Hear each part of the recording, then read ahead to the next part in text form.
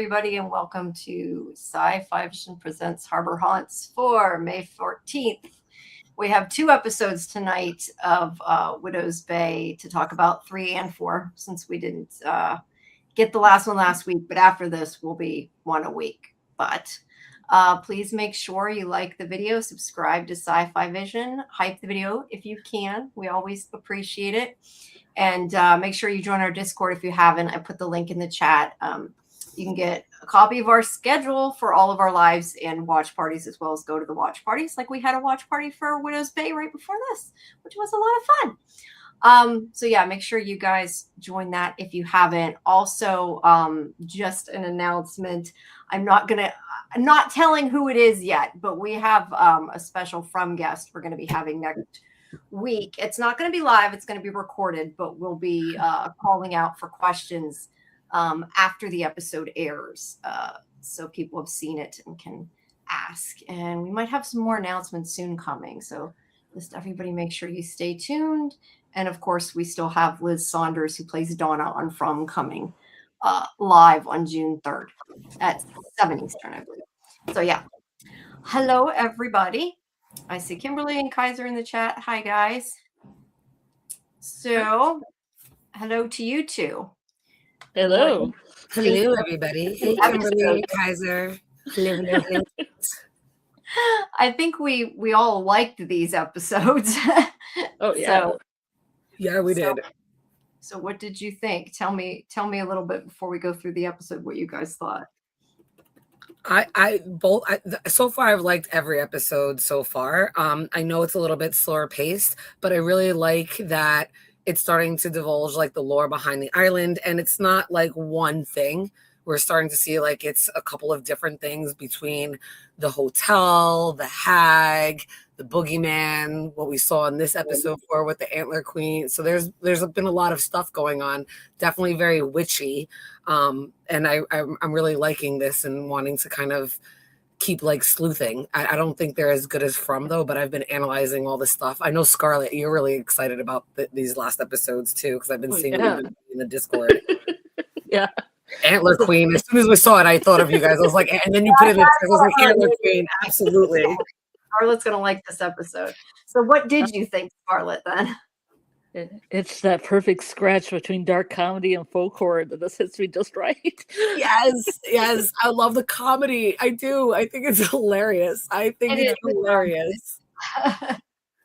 And it's really like perfectly placed too, like these one little liners, and they're not coming from people that are like in a funny moment, but it becomes so funny. I really like the way the writers are putting it all together.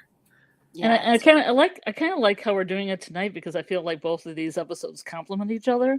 Yes. Like the Sea Hag, I feel, is connected to the second episode through the book, but it also might be connected through Patricia telling Tom, like, you only stop for hot ladies and you never pick any like older ladies up, and then there's this old hag in the middle of the road.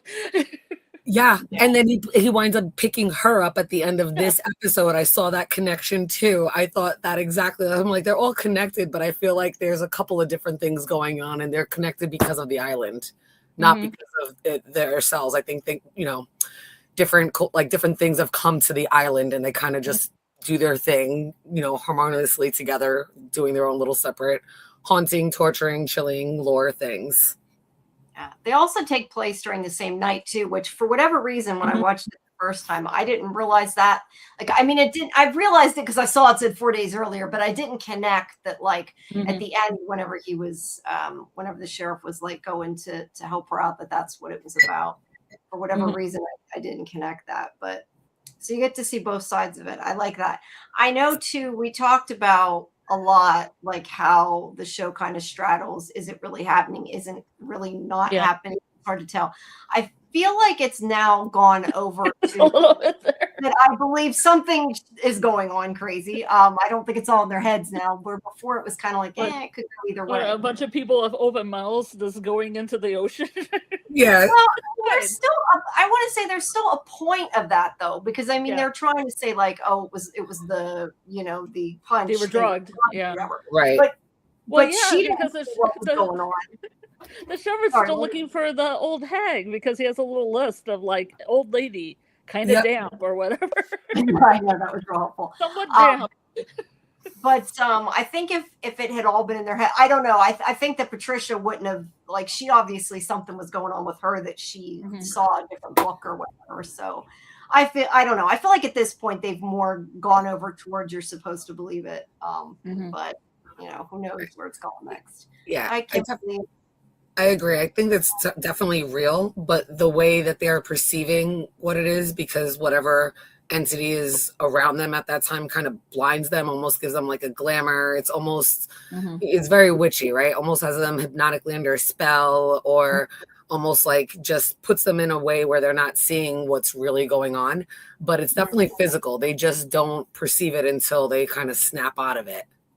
Yeah. But when Wick shot, blah blah blah blah blah. When Wick shot the sea hag, though, she just dissipated. Yeah, into like this dirty water with like black chunks in it. I was like, ew. And it got in his mouth too, and it took him forever to spit it out. I was like, spit that shit out. It was gross. But I have some questions about that when we get to it. But what I was saying is that she didn't leave a corpse. Yes. No, you're right. She didn't. Yeah. All right. Well, let's see. Hey, B, welcome. All right. Well, the beginning of this is kind of them setting up for the whole party, the inaugural swim. And they're going through the town looking at the historical society. But what is up with this video, right? Because I love this video. I know I can feel it makes no sense. Like the guy just stands in the corner and just stands there. Right against the wall, like he's being punished. Yeah, Blair Witch Project. It was very Blair Witch Project, exactly. Yeah, actually kind of was. I think a lot of episode 4 obviously had some influence of that too, of Blair Witch. Jamie, I thought that they probably didn't have any money to make a video, and they hired this actor, and he couldn't open the door, so he just stood there thinking they were going to edit it, and then they didn't. And they just left it. Yeah. Can you see the books that are on the pedestal to the right, like in front of the window? Is that the books? I'm just trying to see if it's anything that we've seen already.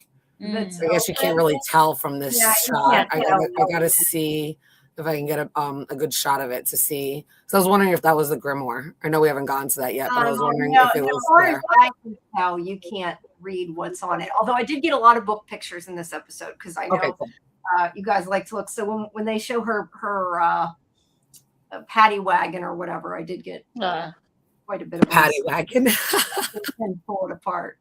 All right, and there's that place is so creepy though. The stuff they have, and it's just like so bizarre. Like if you went to a little town and you saw this stuff, I don't know. I think I might walk back out. You haven't not gone to any small town's historical museum because they all look like this. Yes. Jamie, come on. This is supposed to be the next Martha's Vineyard. I don't know. I might be a little weirded out, I think, and leave. The vibe of the videos. Yeah, I think the whole vibe is a little creepy and off. I know it's not in this episode, but even the video that we saw when he was in the hotel with the older guy and the beach, he just keeps walking, and then he's like, it's like a little like jump scare-ish. Like all the videos in this is creepy as hell. I just like that he walked down the beach and then it was just the beach. Yeah, but hey, well, he was touring the beach. That's what they need is the beach, right? Touring the beach. The camera didn't go with him though. The thing I'm ready to laugh at now is I did not until now notice. Besides the fact that there's bird poop on the statue, the statue doesn't have a head. I didn't even know. Jeremiah. Yes. Jeremiah from The Simpsons. What's his last name? They took off the head of his statue. I thought it was. For a minute, I was like, are we in Sleepy Hollow? Is this Ichabod Crane? And I'm like, what's the deal with the headless horseman guy? I know he's not a horseman, but that's all I could think about when I saw it. I didn't even notice that. That's why I said I don't pay as much attention to like the screen captures until I'm actually like going through them later. Like I try to take everything and I like think about what it's about, but I don't always like look at details, and I'm not sure how I missed that detail. That's a pretty big detail. I didn't when I took it, but you know. Maybe when I saw it the first time, you had a head, right? And it's just trying to scare me more. Who knows? B says they're stuck there until the next ferry. What if the ferry never comes and you're just stuck there in this anachronistic creepy town? I think that's more Fromville than here. I love it. They can't all leave. Yeah. Okay, Kelly didn't notice the head missing either. Then it's not just me that missed that big thing. In your last live, did you guys talk about like what time this is? Like what decade or time period, like what year it is? You know, Jen, I was going to ask you if you had any opinions about the 2 episodes you didn't recap with us last week. Right. So the very first episode with the New York Times, I thought that was the most interesting thing. Like that really like kind of hooked me, especially like I thought it was hilarious, the whole cannibal scene and the way I remember the lady that was wearing the red. I can't remember her name is Jerry. No, I can't remember that woman's name. Jerry. The one that was one giving him the tour was Jerry. Yeah. Jerry. Yeah, the one that was like all excited about the witch trials and wanted to show him like all that stuff. So I thought that scene was great. I really kind of liked it. And then obviously the whole Shep and Fog, very, Stephen King, The Mist. You can see a lot of Stephen King elements here, and we even see. Oh yeah. I mean, we haven't gotten to it yet, but we're going to see a Stephen King book that pops up here. So I liked a lot of those elements, and it kind of really got me hooked. And I really liked like the visceral fear that you finally saw in what's his name, Loftus, at the end of episode 1. So I was like, I couldn't wait to see episode 2. And then it kind of obviously reminded me of the whole Shining and even the New Year's Eve thing. So I was like completely hooked, because I was like, okay, even though this is a series, each episode might be its own little mini anthology homage, paying homage to Stephen King novels and things of that nature. So that's also why I kind of started really looking at things.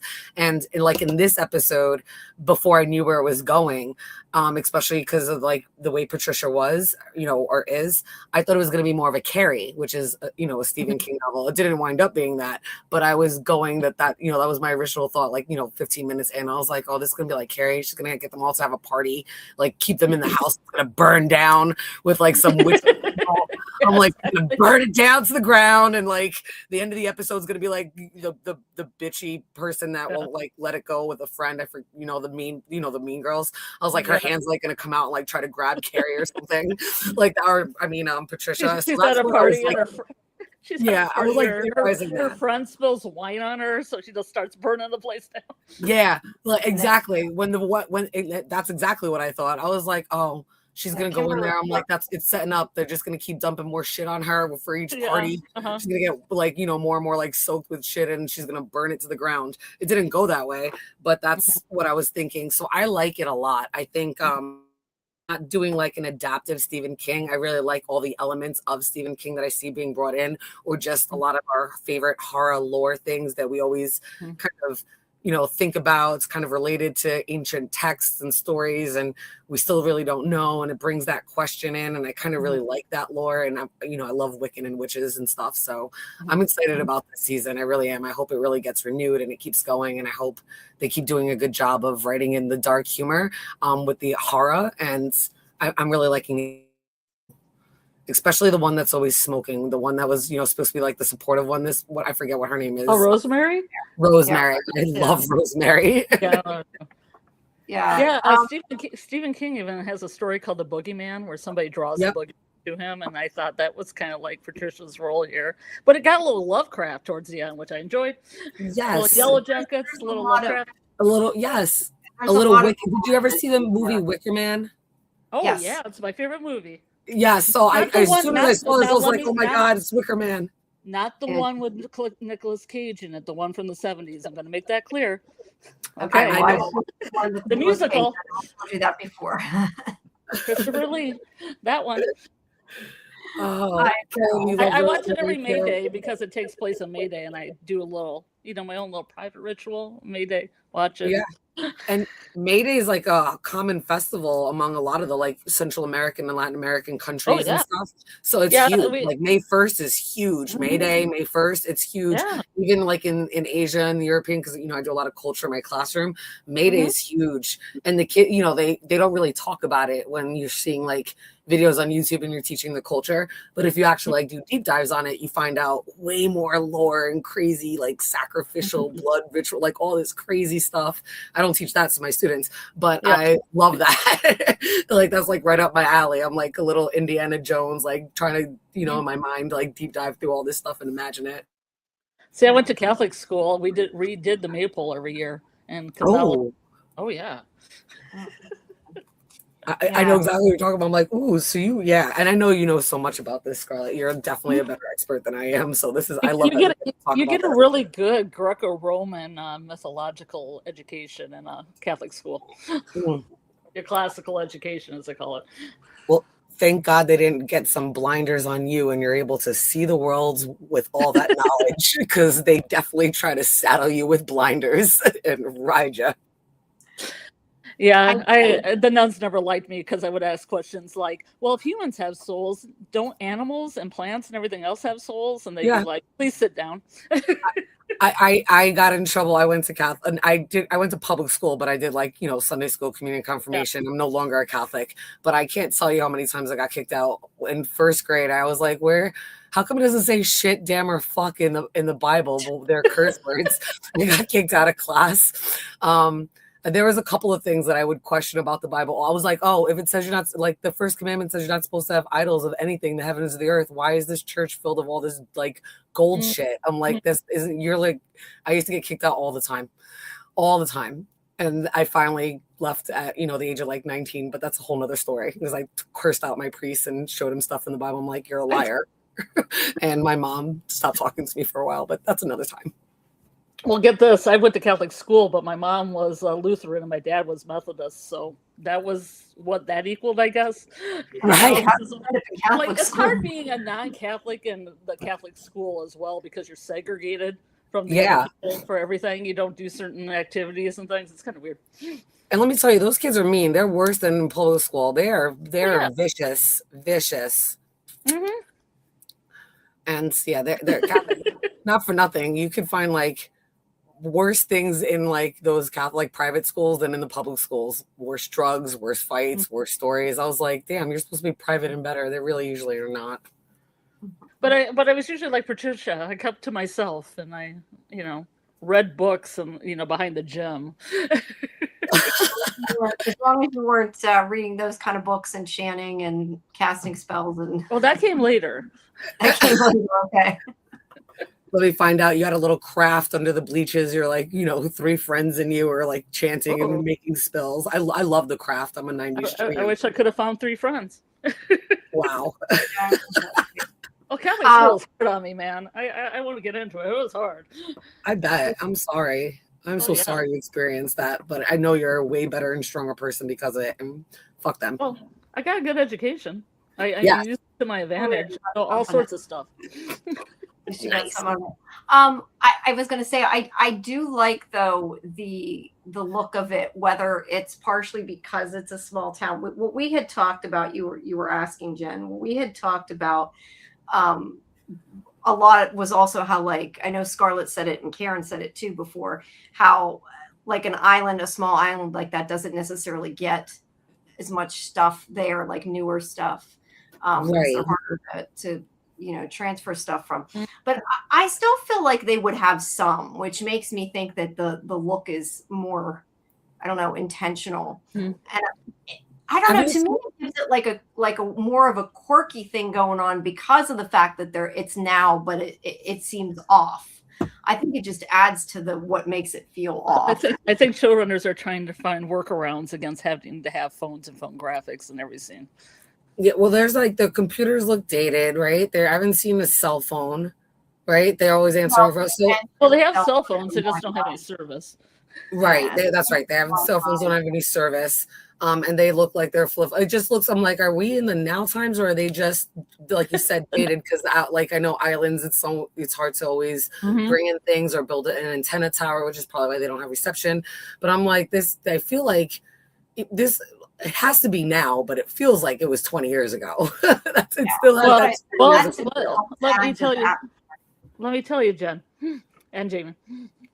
I just went to Mackinac Island up in the northern part of Michigan, and they don't even allow cars, so it's just horses or bikes. And they don't have hardly any Wi-Fi, and they have a lot of landlines. And my boyfriend worked up there doing IT, and even their IT is kind of dated. Okay, so it is possible. There are still holes in the in our country like that. The Grand Hotel that was the Grand Hotel that was used in Somewhere in Time still looks like it's decorated from the 1980s. Yes. So I'm just saying. That's true. You're right. You are correct. To hear all that, but I would like to know, like, sort of if that was their idea or if it was also intentional. Like, I'm curious about it. Well, it definitely makes it hard. It makes it hard for them to look anything up or to contact or get help. So they're like really on their own trying to figure it out, which I kind of like that. Like they're on an island, they're isolated. Like there's no need to set up a perimeter like the sheriff says it's surrounded by fucking water. Nothing's getting in and nothing's getting out. That's for sure. Let's see. I was just gonna. We had kind of gotten away from that, but B was saying she saw the similarity in the hag in the bathtub. And some of them were talking about the connections as well. I can't talk. We've all seen The Shining, right? And we've all seen Carrie. Oh yes. Okay. Yeah. Samuel said Rosemary just sat back and let the witchcraft happen. Oh yeah. Yes. Funny, but kind of. No, but she says the same. I like the part she didn't do anything. That's what I thought was funny. Actually, best supportive friend ever. Yeah, it's like.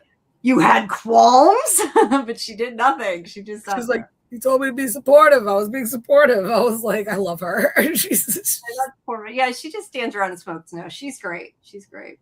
No, but she says the same thing all the time, and I can't remember what she says. Like, she has kind of like her own little catchphrase. Let me try to find it. Yeah, I was gonna say I don't know what that is. No, because she'll do something and then she kind of stares and then she says, and I actually put it in the notes when I was talking to you and I'm trying to find it. Okay, well, let us know. I'll just scream it out when I find it. Perimeter. Like all the boats like something else. Well, let me know if you find it, Scarlet. So anyway. The beginning, they're all setting up for this inaugural swim. I don't know when this became a thing. I'm guessing probably a long time ago, but the idea is okay. I found it.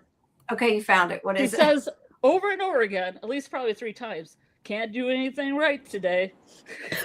Yes, like Eeyore. Yes, yeah, it is kind of like Eeyore. I think the reason she steps in and doesn't say it is that she's kind of pessimistic, like, well, I can't do anything right today, so I can't help anybody. Yes. Yeah, nobody's going to listen anyway, is probably what she's thinking. I mean, she tried to tell Tom about because Tom kind of made fun of her, right? When she was like, well, you could drive past the hospital, but you can't park there or whatever. Yeah, you can't stop. Yeah, that was funny when she said that. Very true. I love it. Anyway, I'm like, what was I saying? Just that this probably was something that they did from further back. I kind of wonder though that they don't have like an alternate person that goes in if the mayor is sick or something, because like when he was hurt, he should have sent somebody else in, but I think he was also trying to impress that woman that might have been there. Speaking of, so when he's driving into town, this is when he sees that woman. I have her name somewhere, Marissa. On the side of the road and picks her up, and it's like a small town. She's a little hesitant, but she does get in because he's like, well, my picture's on the back of the flyer or whatever, like that makes it okay. I don't know, it's still kind of funny she got in the car with a stranger, but I guess it's such a tiny town and that's just kind of how it is there. Well, she also said don't murder me. Don't murder me, please. We have a perimeter called the ocean. So I said, no, we get in and out. So he invites that's when he invites her to come to the swim. He's hoping she'll come. She says at some point that she's there with the bachelor. She's there for a bachelorette party. Because that kind of comes into play a little bit later. Right. But they plan to kind of meet at the bar. They don't make solid plans, but they just sort of talk about it, like they'll hang out later at the bar. And he'll try to see her at the swim, I guess. And then we get to the office where Tom is, I guess, upset because they're not promoting it enough for one thing. But what is it about the wolves? I know. Is it a wolf or a shark or? And the calendar, right? Wasn't there a calendar with wolves? Yeah, there's a calendar. Yeah, I brought up engineer dock inspection. Looks like it says eat it. It can't. Extend. There, extend library floors. No dogs on beach. Water pressure or something. Maybe that's a dog on the beach. Right. Patricia makes a point of saying that like Tom never helped her when she had a flat tire. Like I guess he just left her there on the side of the road.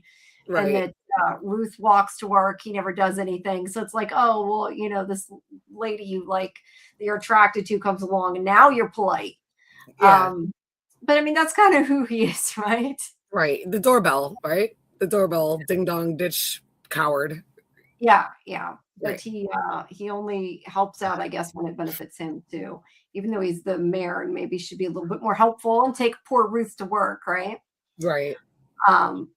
But yeah, that's kind of what Patricia gets hung up on.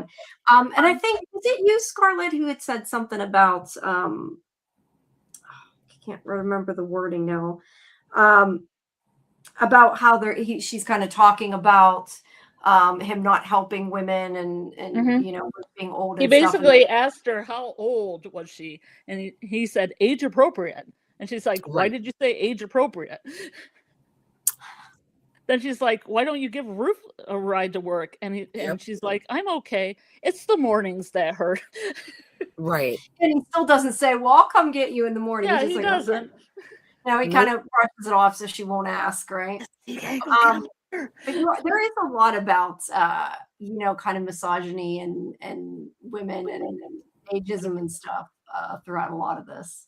Well, there's been some stuff. I know I started to watch the live on replay, and I don't remember exactly everything because I was watching it like a couple days later while I was cleaning over the weekend. The thing with like the age in the first episode, right? Like Shep's age is like wrong on the hospital records, or maybe it's not, but it's like 37. And then doesn't it Patricia at one point say like she found out her age? She took like a test to find out her age, and she's 28. Yeah, I think so. And I was like, it looks like she's in her 40s. Like her middle age or something. Well, she's supposed to be older, but that's like her. Well, I don't know what it is when they have you fill out those things. Not her real age, but her spryness. I don't know. Spryness? Did you say spryness? Yes, that's what I said. I think of a better description, and that wasn't quite the right description. But I meant like when you fill out like a thing in Cosmo or whatever for like your mental age or whatever you are inside. I don't know. That's why I said spryness. Right. Description, but it works. But age is mentioned a bit here, so that's what made me think about like what year are we really in, like what's going on with the age, if this is happening all over again, is there like a reset with time? Like it just made me think of those possibilities, probably because I've got From on the brain and thinking of cycles and Lost and like things like that. I was thinking if that might tie into any of this, and if it did reset, if it had anything to do with any of the other universes. Obviously it's bringing different stories from like Stephen King and stuff. So like a connection with any type of a reset. I haven't worked out the theory, but it popped into my mind that that's something to look for, to build a theory upon. Yeah, there is some weird stuff. And there's the whole thing with the hotel too. With did time pass differently when that guy was in there? Really? Yeah. So there is like some hints there could be. That guy was hysterical. Oh my God. I think you know who he is as an actor, because I swear I've seen him before, but I can't place him. But he was hilarious. The one that owns the hotel. Yeah, the innkeeper. I keep calling him the innkeeper because I can't think of his name, but yeah. I just want to stop a second now. Why I see her in there. VB Morris, I keep trying to catch you. One, a talisman.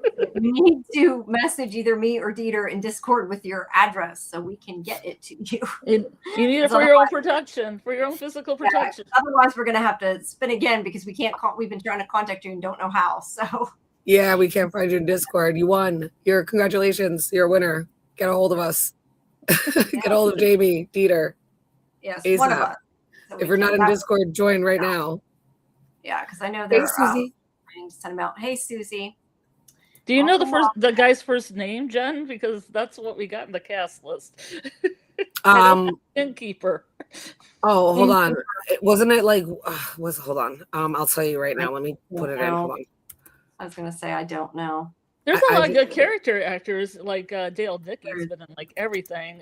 The guy who plays Dale was in Pluribus just, not too long ago. He was in 30 Rock too. There's a lot of really good character actors in the show. Yeah, there is a lot of good character actors. If you join Discord, I can message you, but you have to join it or I can't. But if we don't hear from you, we can spin again. But if you want it, you can. If you join, I'll message you, and I should be able to if you haven't joined yet. I just couldn't find you on there. Okay, so he goes to the bar, and Marissa doesn't show up. But his son, I think, I forget, but he makes, I think, a couple comments on it. He ends up grounded. He's not very good at grounding his son, is he? Because his kid never listens, and he doesn't really do anything about it. But that's neither here nor there. But yeah, he is at the bar waiting, and like I said, she does not show up. Kurt. So he goes home. No, what were you going to say? Oh, Kurtz? Kurt is the name of the Neil Casey. Yeah, Neil Casey. Oh yeah, he's on Saturday Night Live, sketch writer. Yeah, I've seen him before, and I couldn't place where I've seen him before, and I'm like, oh man, I know I've seen him before. Yeah, a lot of them are character actors we've seen in different things. I agree. All right, so that's, I don't know. I was just looking at that Barnabas. That's like such a weird name for a bar, isn't it? I don't know. To me, it is Barnabas Tavern. Anyway, so he drives home and he sees this old woman on the side of the road, which we find out later is like supposed to be the sea hag. But he tries to offer a ride home, probably because he feels guilty after what, after what they said to him at work. But then there she is there. But then she disappears, and then when he looks again, she's there scratching his arm. I tried to brighten and get the best image I could. But he looked back and she was gone. So he's trying to find out what happened to her. And he does tell the sheriff to look for her.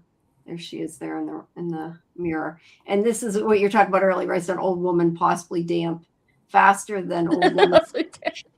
Possibly damp. Right? Faster than an old woman should be. Okay, that's not helpful. But yeah, but he does at least report it to Sheriff Bashir there and tells him about it. And then he goes to get his arm checked out here that was scratched. And he says it looks more like an animal attack. So that's when it's kind of like something's going on, right? People, I agree. And guys, Guyendat, I don't know if I said that right. It says people need to talk about this show more. We need it to be renewed. I agree. I think we need to make a season. It's really good. Hopefully it's doing good in the ratings. I think it's doing pretty good. I've only heard good things about it. Vivi Morris had said the scene sold me on the show. I assume you mean the scratching scene in the car. I had already switched images, but so yeah, he says it looks like an animal attack. I do question if that, and I had brought that up. You mentioned it, Jen. I had brought that up last week about the calendar with the wolf. What was the point of that? It was so random. It was like in a couple frames or whatever. Right. It was just kind of there. But obviously, if it I thought it was there to be a joke because I think there was one building and the rest were wolves. Right. Yeah, I remember. And it was like a weird building. Yeah, it was really weird. It just makes me wonder though, I don't know, especially because he says it's like an animal. So it's at least not human, I guess is the point. We know that. Right. But he tells him not to go swimming. And that's where I was thinking, doesn't he have somebody that can do the inaugural swim instead of him? Because I'm just thinking of all the bacteria he's going to get in there, even if the sea hag isn't there.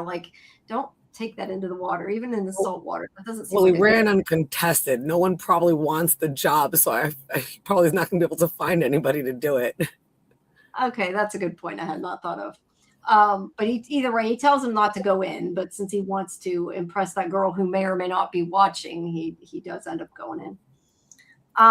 Let's see. So he talks to, looks like he talks to Rosemary, but he tells me he's scratched. I don't remember particularly what he said to Ruth. I have a picture of it for some reason. I love Ruth because Ruth always takes so long to read anything off her clipboard. Yep. Yeah. Well, hey, she goes home and naps for 2 hours or whatever during the day, or maybe it's that she's only there for 2 hours. Yeah. It's not doing great work. But Rosemary is the one that talks to him and tells him about the sea hag and how she scratches her victims and uses the blood and skin under her nails to track them down and kill them later. And Tom doesn't. I mean, he doesn't believe anything, I feel like, still at this point, and isn't really listening. I mean, I think that changes as the episode goes on, but he still kind of thinks these people are nuts, right? Right. He kind of got off easy with the hotel. Yeah, he did. With all the different things that they said. So I can see why he's a little still skeptical, because he was like, he's just, at least it definitely made him think about it, right? It gave him, that shadow of reasonable doubt. So it's building. Like, that doubt is building. Yeah. Yeah. Until it builds too much. He should have listened. Like cracks. What to say? I like though Samuel said about Ruth. I thought he was going to snatch that clipboard out of her hands. He did not. That's patience. But yeah, Tom. I sometimes feel like Tom hates all the people he works with. Like he doesn't believe them. He seems so annoyed by them all the time. I don't know why he doesn't seem to like the town. You know what I mean? But he feels obligated to it. Job seriously. He's trying. It's just not always working. There's Rosemary there. Because he's afraid he can't take his son to the mainland. The heck is that? Like a weird looking koala bear? I don't know what it is. It's really weird looking. It looks like a koala bear mug, yeah. It kind of does, yeah. It's like sitting up or something. But yeah, she tries to warn him. He will not listen. Instead, he goes to the inaugural swim at the beach. And let's see. I missed this part. When we rewatched it today, I still had missed it and didn't get a chance to see it. Something happens to the power. I can't remember what it is that happened to the power, but he's waiting for that guy to fix it at the lighthouse, but he goes like back and forth on the bike and takes forever to do anything. I love it. That's like a Twin Peaks thing where they have this guy that they call Senior Jewel Cup, which is an old guy who works in the hotel, and it takes forever for him to do anything. Yeah. And he's just watching him go back and forth. He just gets back on the bike. Like, oh. Yeah. Well, the guy can't hear him, to be fair, so he's just taking his good old time. But he does get, VB Moore says it doesn't seem like he likes anyone on the island except the sheriff and his wife. You think he even likes the sheriff and his wife? I don't even know if I feel like he likes them. Yeah, I don't think he likes anybody. Yeah, I'm not so sure. He only cares about his son. Yeah. Sorry, I was looking at that. I'm not sure if that would work or not. Let's see. I think he would have. Samuel says, I think he would have left already if it wasn't for the idea that his kid might die. Right. Yeah, that's a good point. But it's funny that like he doesn't like this place, but like he became mayor of the place that he hates. It's just kind of funny. Well, I think it's because he knows if he's stuck there, he might as well make the best of it. And if he's mayor, then he has control and he can change it and make it like a fun, cool place that his son will like and not want to like go vandalize and do stupid shit in. Yeah, right. Dick hole in the signs. Yeah. It does not work. It ain't right. Like ever. This kid never listens. But yeah, he is there talking about the town and he decides to go out. I guess I feel like he's not, I don't want to say he's not scared because I feel like part of him is paranoid, but he thinks it's just like in his head. So he does go out and is like, everything's fine. He's like, kind of like, oh, I'm here. Everything's fine until he gets he sees the sea hag and then he ends up scratched and hightailing it back to the beach as fast as he can. There's her arm there. Yes, well, welcome, and Guy and Dat, if I'm saying it right. We're glad to have you. Glad to find people who like this show. This is a really cool show. Yes. yeah, after he gets scratched, like he's scared shitless, I think. But I wonder if until he saw her, like I think if he hadn't seen her head, he would have just assumed it was like something like a creature or something, because he just seems like adamant to not believe it, even though everybody's telling him to believe it, But Right. It's so funny though when he comes out, because he did this whole thing. Like I feel like he was still trying to impress that woman who wasn't even there, I don't think. Yeah. Then he comes up and he's like, flailing in like an inch of water, and the sheriff has to come help him. Like, poor guy. He just can't win, can he? Cannot win. Yeah, please do join our Discord. Then you can see the schedule. But yeah, we cover From and this, and tomorrow we have Punisher for this week, and we cover a lot of cool stuff. But we're glad to have you here. There's his cut on his leg, and he's trying to figure it out. He still doesn't know what's going on. He always has the best what the fuck faces, right? Like, what the hell just happened? Like, he has the best faces for them. Yeah, he does. So he goes to see Wick. And now Scarlet, I heard him say Zenith. It looks like he was talking about the TV. I know you asked me. I didn't know. I knew he wasn't looking at the sky to see the Zenith, so I thought, is it a watch? Because there's a Zenith watch. There's a Zenith TV. The bird could be called Zenith. I don't the stuffed see bird a bird in this picture. I'm surprised you didn't see a crow. He kind of touches a crow, like a little stuffed blackbird that's on a plate. I did not see it when I was trying to get the pictures. I must have missed it. Sometimes I think it's before then, when he's turned the other way and he's like looking at things before he talks. Yeah, I wish I had. Hold on, I'm trying to find it. I don't even see the dang file. Where are my files, man? I didn't mean to get it, and I had forgotten to go back and try to get it after when I didn't. When I didn't see it. But sometimes it's hard to get like. Oh wait, I see it! Ha ha ha! I found it. I just happened to find it. That was a good shot, and yeah, it's a really, really fake looking stuffed bird. Okay. It should update in a second. It should show up. Whoops, that means it updated if it moved. There it is. There it is. Yeah. Bird, Scarlet. There you go. There's a I thought that was Zenith, the bird. Badly seen bird. See, I didn't see it when he bent over. I thought he was talking. I assumed he was talking about the TV, but I think so because they're already like saying everything's old, and Zenith is a pretty old TV one. Yeah. Yeah, well, maybe he named it after the TV. Who knows? Why does he have a bird like that? Like that doesn't even look like a real stuffed bird. That looks like a bird you buy at like Michael's or something, doesn't it? Yeah. Which makes it even funnier, but at least I think it makes it funnier. And he has a figure. What's that little? That's interesting. What is that? That like little person on top of his TV. Okay, this isn't from. Move on. Anyways. St. Lucie? What's Scarlet? Clara? The saint of television. Catholics have saints for everything. The saint of television is Clara? Question mark? Chat? Help? I don't know.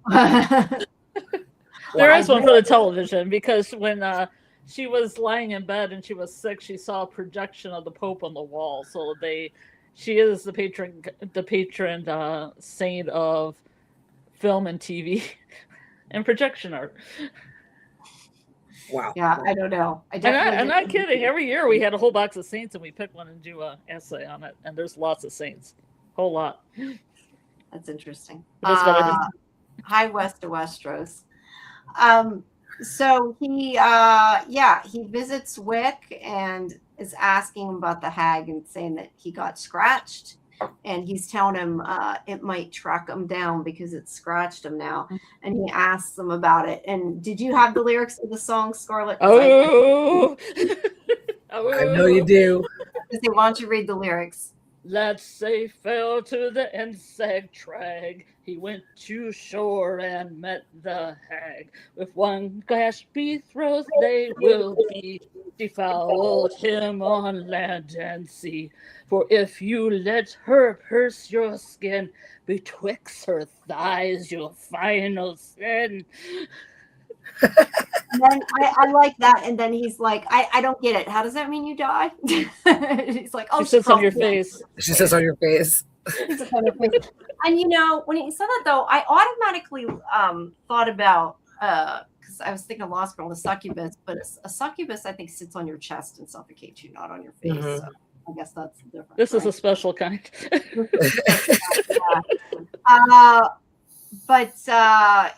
This is where he tells him when he's asking him what to do, he says that he needs to go home, lock I himself. hope that in. wasn't copyrighted. What? What was I hope the sea hag wasn't copyrighted. Well, it's a little late now. I think you're okay though. But he tells him that the poison he's been scratched with, that he's going to be paralyzed and that he needs to get in the chest and lock himself in it for 72 hours until his wounds heal, and then she'll lose his scent. So he's being poisoned. And even though Tom came to talk to him because he was worried, I guess after he listens to him, he's kind of like, you're crazy, and just walks out and doesn't listen to any of his advice. I mean, he's been rattled, but he doesn't listen to the advice. He's right. She scratched him twice. Does that mean she's going to get him double? I don't know. But somehow they still got rid of her. Oh. But you're right. She did scratch him twice. I forgot about that. Hey, Dieter. Welcome. Hey, Dieter. So, yeah, he doesn't believe Wick, as usual. And he goes home and he rinses off his cut or his scratch. He is bleeding pretty bad from that scratch, too. So it wasn't just like a little scratch, you know. I can see why they do it. Ocean wants blood. Yeah, Yes. it does. It wants blood. That's what it Good. does. So when he comes home, this is what I mean about like his kid. Like his kid never listened. Yeah.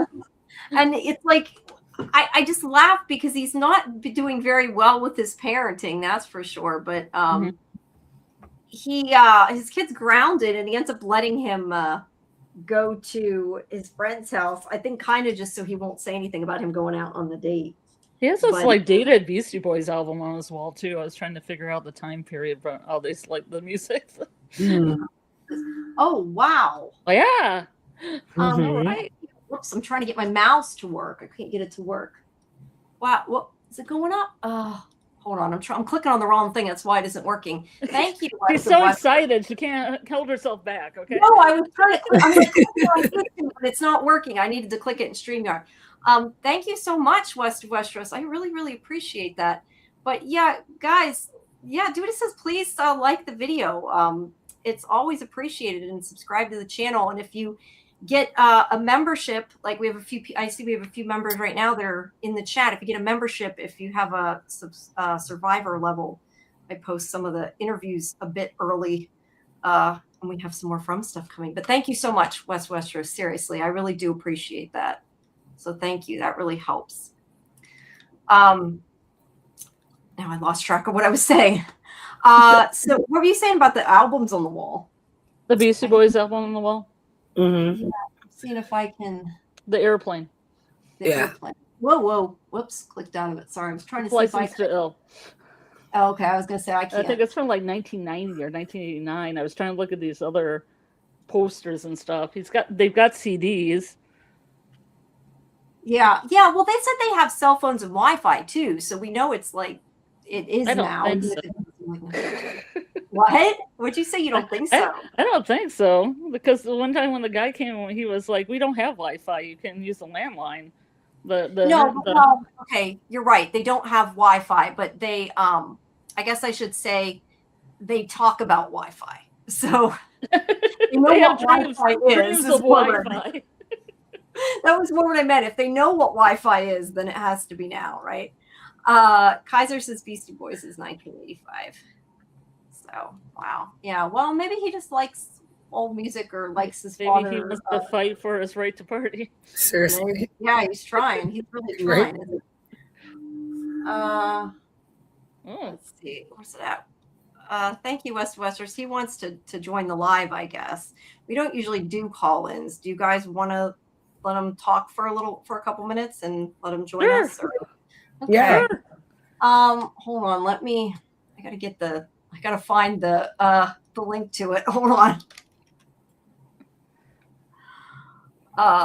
Where'd it go? Hold on. Copy. Sorry, I'm like really spastic today. All right, West of Westeros, if you want to call in and give us your opinion for a little bit, but we got 2 episodes to get through. That's the thing. We got to get through both of these. So yeah, his dad doesn't want him commenting that he's going to go out on a date, I guess is the reason he lets him go to his friend's house when he's grounded. But did you see in the captions what it said, like after he walked out of the door and he's in the bathroom? The one kid said something like, your father's going to go get his dick wet or something. Yeah, like yeah. It wasn't very nice. It's funny though. It was funny though. It was funny. It was funny. But he wants to go meet that woman, and he goes to the bar. Is this where she wasn't there, or is this where she is there? I can't remember. I guess he does meet her for drinks there. I was thinking this is where she didn't show up, but that was before. She shows up. And what is up with Kathy? It doesn't know how to make the right food, apparently. Yeah, he can't stand her. She brings her like this huge dinner, and he's like, you ordered a sundae, right? Which is funny. Oh yeah, that's right. I love Kathy.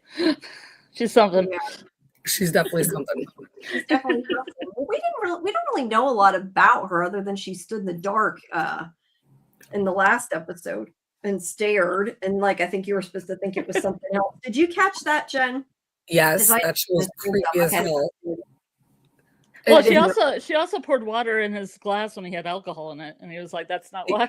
Yeah, she's a great waitress. Yeah, she's a great waitress, no, right? But she's not. She just kind of goes with the flow. She's like, she's my best friend. She thinks it's funny. But they talk a bit, and this is where I think that she asked him, ends up finding out that his wife is dead, I think. Yes. Yeah, and that she died during childbirth complications. And they sort of flirt a little bit, but it doesn't end well. But in between, we got this thing with the Reverend here. I want to bring in where he sees. Sorry, it's really dark. It's kind of hard to tell. So he goes and he leans over the well, and then I guess he hears something. I couldn't get what it was supposed to be he was hearing.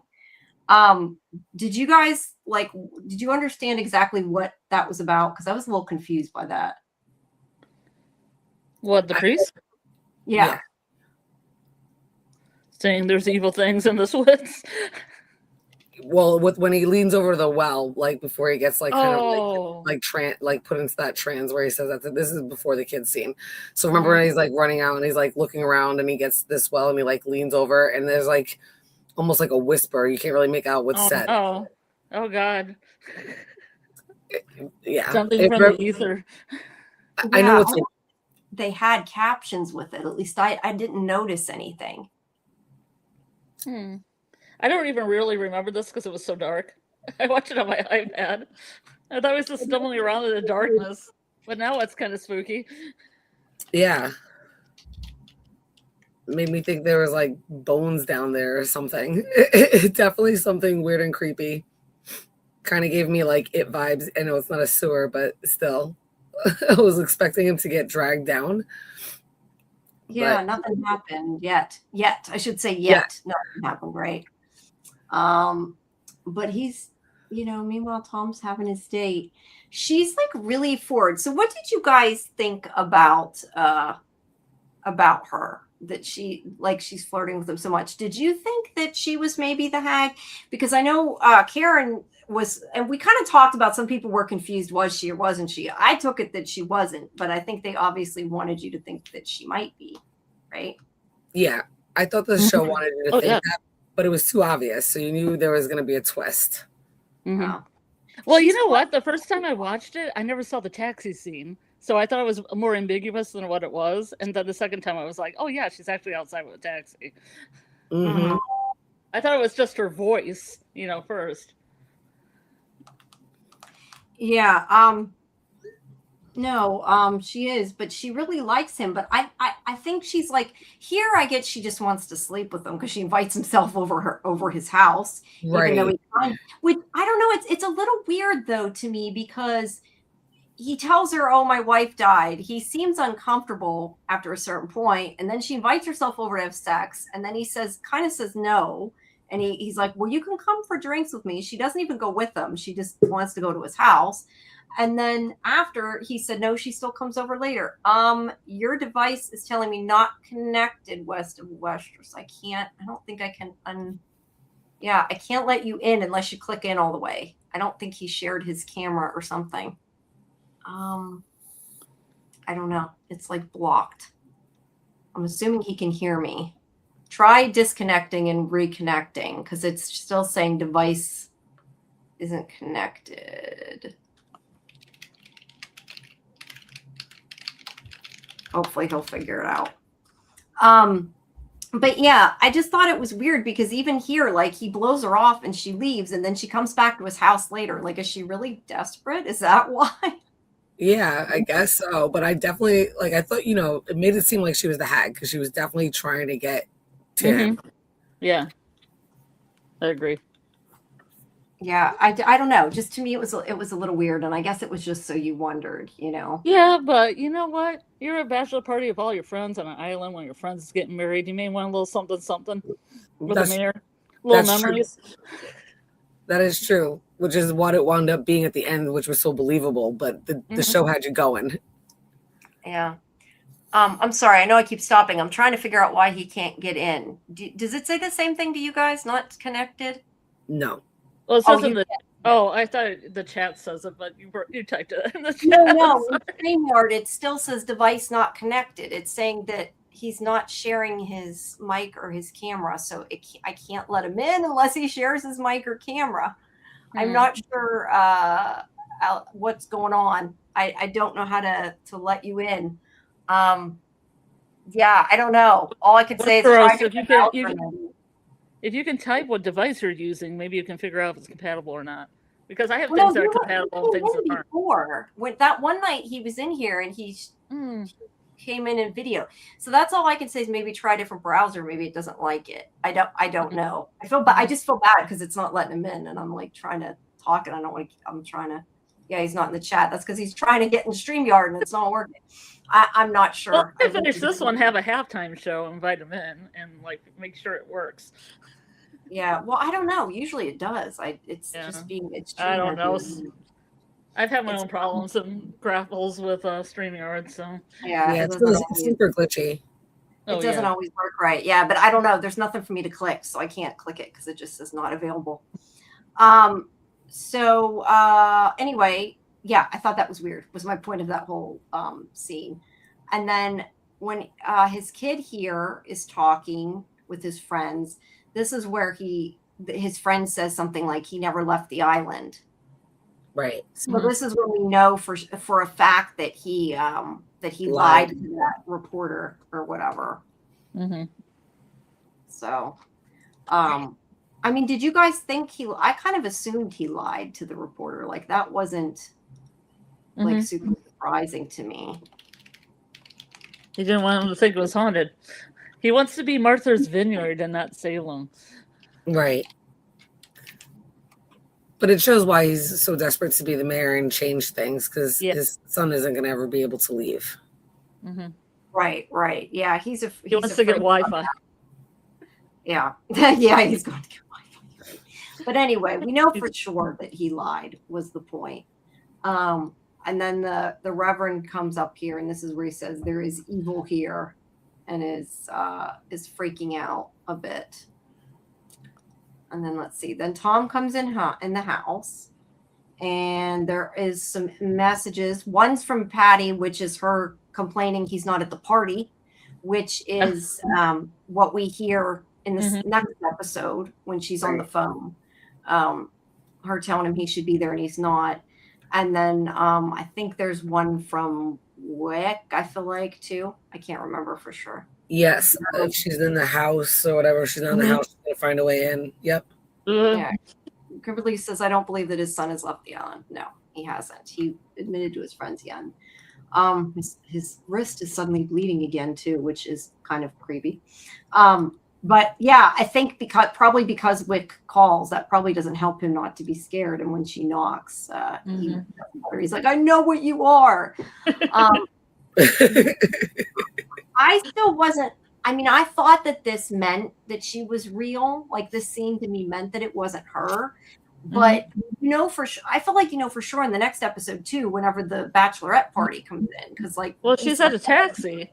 She is in a taxi, but I mean, like earlier when she said something to him like that she was at a bachelorette party. He said there we go. Said he didn't see any of it. Let me. I don't know. Your video is going to float somewhere. Oh, there. Okay, you don't have video, but you have audio. Can you hear us? Yes, ma'am. Okay. Hey. Welcome. It took me forever. That was the longest situation I'm getting. It's StreamYard, probably. It sometimes does weird shit. Well, I just got a brand new phone. I went from iPhone 14 to iPhone 17. I'm like, what the buttons are? What? Hold on. I'm going to turn your mic up because I can't hear you. It's really, really low. I'm just talking low. I'm just being. No, I think it's okay now. I just want to make sure it wasn't on our end. So did you have something specific about the episode you wanted to tell us? I think the sea hag got him. I know. Now I don't hear him. Hello? Hello? Alex, hello. It cut ya? Hello? Yeah, I thought he kind of cut off. Yeah, I don't know if he's in there. He's unmuted, so I'm not sure. I turned it up too, so it should. He has secrets that they don't want to figure. Maybe it is his phone. Maybe I don't know if he got a new phone. Hopefully he'll figure it out. We'll talk to him when he figures it out. So yeah, anyway, I know what I was saying. I was saying that he said something like that he didn't see any like of the women she was talking about at the bachelorette party, but we see them go to her party later, so we know that they do exist. Right. Can you hear us now? It keeps acting like you're coming in, and then I don't know. I guess not. Trying. Furious. Yeah, I don't know. I really don't know. StreamYard baffles me sometimes, so I'm honestly not sure. It doesn't always work. Well, there. Now I hear something in his background. Can you hear us? Well, I heard something anyway, at any rate, for a second there. So yeah, he is in his living room. He's starting to be paralyzed. This scene was so funny, wasn't it? Yes. That lazy boy had some, it lofted her. It was great. Yeah. They do spring like that, though, because I remember we had one like that before we got the electric one. And, if you do it right really fast, it goes back. Yep. That was hilarious. He at least knocked her off. But first he talks to his dead wife. He did have he talks to his dead wife. This character really reminds me of Boyd from From. Right? He has the kid, he has his zealous, and now his dead wife is appearing. Yeah. Of course, and there Boyd she didn't is. have the stag. There she is between his legs before she jumps on his face. I guess she wanted to do. I don't know if she was intending to do other stuff or that's just. Well, she did slash him twice, so maybe she does a little show too. I don't know. Wow. On the face and other places. Oh. Yeah. Got the nightgown on for easy access, that's for sure. Yeah. I do want to say, I know not yesterday, the other day, Karen was saying about her nails and I couldn't see them, couldn't get a good enough picture. Must have aftergone it because I can definitely see them there. She does have really long, kind of human looking nails, right? But they're covered in gunk. But she on his face and he launches her over. I love it. She just goes flying over his head. That's hilarious. But he crawls and makes it into the bathtub and he's just laying there all quiet. Why do you think he saw his wife? That's a good question. I don't know. Why do you think he saw his wife? This is his wife. I mean, Boyd always talks to his wife, right? But in that particular scene, I didn't know if it was just the sea hag projecting his wife, so as a diversion. Yeah, I don't know. That's a I good thought because question. he was getting paralyzed, like the way that like everything was like kind of shutting down. He kind of that's where his mind went. Yeah. Yeah. I don't know. I hadn't even thought about it honestly, other than he was having the hallucination. Samuel said maybe the hag put those thoughts into his head to turn him on. Oh yeah, possibly. Yeah, I mean, I'm assuming she does more than just sit on his face. I'm going to assume they're just not saying that. Oh yeah, she does. Wow. Yeah, I don't know. Wiggle. But Wick comes in with his harpoon gun and shoots her, and she like explodes in a bunch of guck, mud, and stuff. Yeah. So let me and then at the very end we do get the radio with the sheriff. Yeah. Saying Cocktail party's gone crazy. Yeah, cocktail party's gone crazy. Yep. What did you go? Okay, let me try it again. No. Now you should. It should work now. Can you hear us? Of course I can hear you. Gosh. Yay. Okay, I hear you. You'll make me horny every time I fucking get online. I'm like, live! Yes! Okay. And well, I'm a single gay bitch. That's saying a lot. Hello. Love it. Hello. So did you have something? We're almost done with this episode, but did you have something about this episode? I do have one particular thing that I would love to hear, because I really would not hear from you, Jamie, because I know this is the next episode is the last episode you've seen, prospectively, right? Yeah, the next one's 4. We're doing 3 and 4, so we've seen up to 4. I want to talk to my hoochie-matoots in the audience real quick. Is Fatima's golem ritual be the thing that causes the scarecrows to come to life, or is it going to be the Sophia in yellow that's going to do the no, and she's going to make them come to life? That's what I want to know. Okay, you want to talk about From then? Okay, well I guess you guys. What are you guys watching right now? We're talking about Widow's Bay. From halftime show. All right. Yeah. I'll disconnect and I'll talk about it another time. I have no idea what you guys are talking about. I apologize. But can I join just to be on mute? You should watch Widow's Bay. Watch it. Yeah, you should watch Widow's Bay if you like. I can't watch Widow's Bay because I watched it through a platform that's illegal, quote unquote, and it only does things that are movie theaters or just came out in the last like 3 weeks, and this show just came out like what, last week? Yeah. Yeah, so I don't get the it's not available for me yet. Well, if you come to the watch parties, of course, we have on Thursdays, then you can see it. Well, last time I came to your fucking watch parties, you guys slapped me across the face with fucking battle, or was this not Batman bullshit, where it's like, oh, we're in Criminal Town. It's not even Penguin. Like, Penguin was so sexy. Yeah, well, this is for Widow's Bay. Okay, well, but yeah, if you want to stay on there and listen, you're welcome to. But we're gonna continue for Widow's Bay. So I was gonna ask you guys, what do you think about the fact that he was able to shoot it and kill it with the harpoon? I thought that was interesting. I didn't know if it was gonna work. If that's what you mean. Yeah, I still thought it was ambiguous, and I still didn't know if it actually happened or not. Or was this a mutual hallucination between the two of them? Yeah, interesting. Yeah, I had said during Phantom Axis, I wondered if it could have been fully a duo, like you're saying, like a hallucination they both saw, because he like had this whole thing about how it was so difficult to kill it that like he had to go into the chest because it was going to follow him and everything, right? And that it wouldn't get off his scent.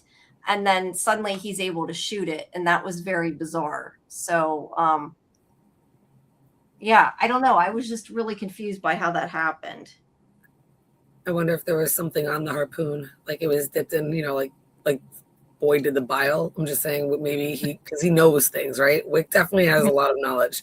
So maybe he knows of something, or he just knew would work. Maybe it had to be a harpoon gun. Mm-hmm. Because it's that's something that kills sea creatures. Mm-hmm.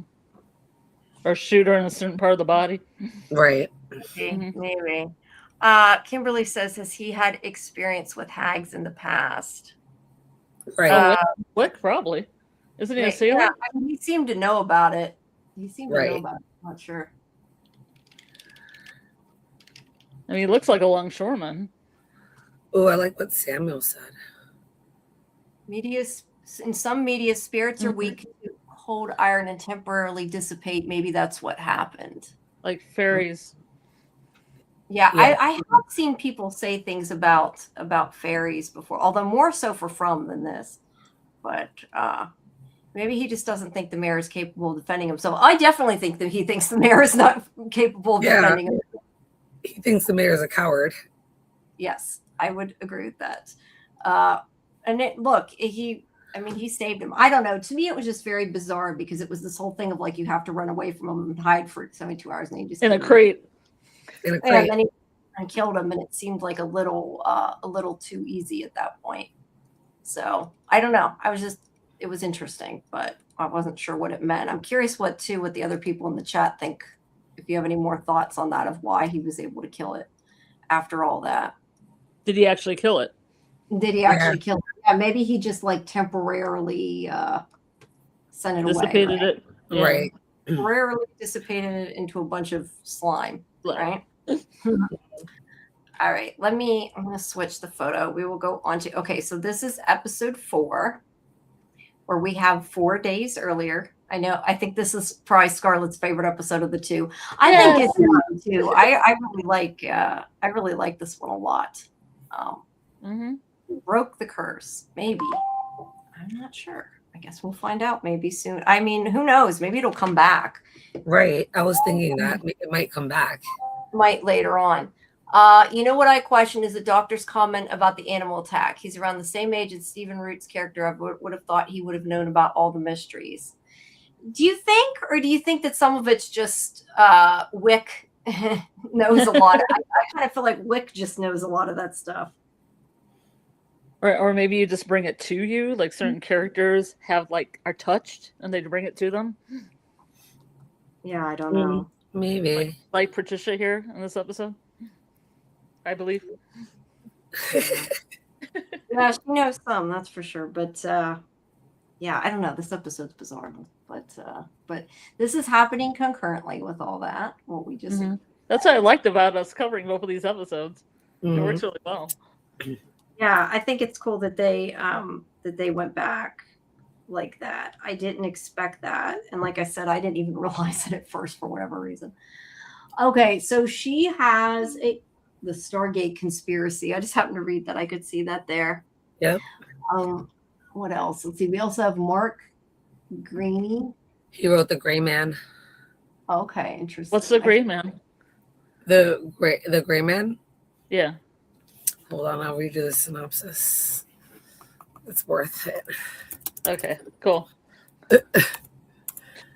And he's got there's an Isaac Asimov book. Yep. The Gray Man. I gotta find, where is it? Yeah, I know there was one called 8 Mile too, which was weird because I can only think of that Eminem movie when I see it. Well, maybe Eminem connection. Yeah, there are sci-fi things. There's a lot of books in there. There is a lot of books, but I was going to say, so she runs this place all like it's donations because it says the books are free. It's not actually her job or whatever. I guess she's. Yeah, I mean, I like that episode was called Beach Reads too, which I thought was hilarious.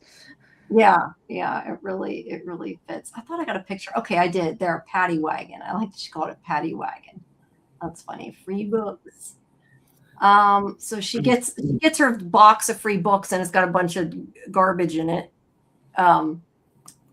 She's like, again? So people aren't so nice to her, right? Mm-hmm. And they did that in Stranger Things and Tales 85 too, when they made that club and put those boxes out and there was all garbage in there. Mm-hmm. I feel worse for her though. Like they're kids and they're doing it. Like this is like adults that do this to her. Right. B says, to be fair, the mayor doesn't seem to be able to defend himself. You're not wrong. You're not wrong at all. He's a lover, Kaiser says in her community service, and it's her community service, and she seems really sweet. She does, and she's like right. She cares about. I think she cares about people and what people think. But there's the book, Your Turn, and there is a fly, Scarlet. I did see the fly. I just didn't pick up on the name. And Stephen King. Do you know what Stephen King book this is? The Shining. Shining. Okay, Yep. I did not know. The Overlook All up the front. Nice. Well, she brings them in, she puts them on the shelf, and then she takes and looks at this book, which is Your Turn, Out with the Old and In with the You by Lucy Ford. Lucy Force, everyone. Yeah. Out to Lucy Force. Scarlett told me that, and I'm like, Lucy Ford? I don't get it. It made me feel really stupid after she told me what she meant. No, it reminds me of Angel Heart because there was a character called Lucifer in that movie. Yes, well. Yeah, Lucifer. Yes, play on Lucifer, but now I get it. I'm slow today. Really says, I knew that book was going to be menacing. All right. I don't know if you can read the back. Forget every other self-help book. Every other self-help book you ever read because it's your turn. Your turn is the proven step-by-step method to turn your life around. People all over the world are saying out with the old and in with the you. And here's what else. And then there's some quotes that you can't read. So people were making remarks that was fading away, kind of like Ash, but I thought it was just an old book that was fading because books do that. Right. Yeah, I thought it was just an old book too. I agree. But I do notice because I just you know, Scarlet, because you're always look at the books. You got me looking at the books too. I know that there's a Twilight. I look at everything. Yeah, there's a Twilight book back there, but I also now notice that other one. I think it says aging, doesn't it? Say aging or AG? Maybe there's not. Twilight back there. I see a Twilight book with the apple right by your Raven's head. Yeah, that's Twilight. Yeah, that's definitely Twilight. I'm just saying, if I pick up a book and it's written by Lucy, if I get a book and it's written by Lucy Force, I'm going to put it back down. Yes, right. Me too. There's 8 Mile High. That's what it is. The 7 habits of highly effective people. They have that like in different levels, like for women, for teens. I used to teach that in school. Interesting. What's the one by it? The best of something? The best of something.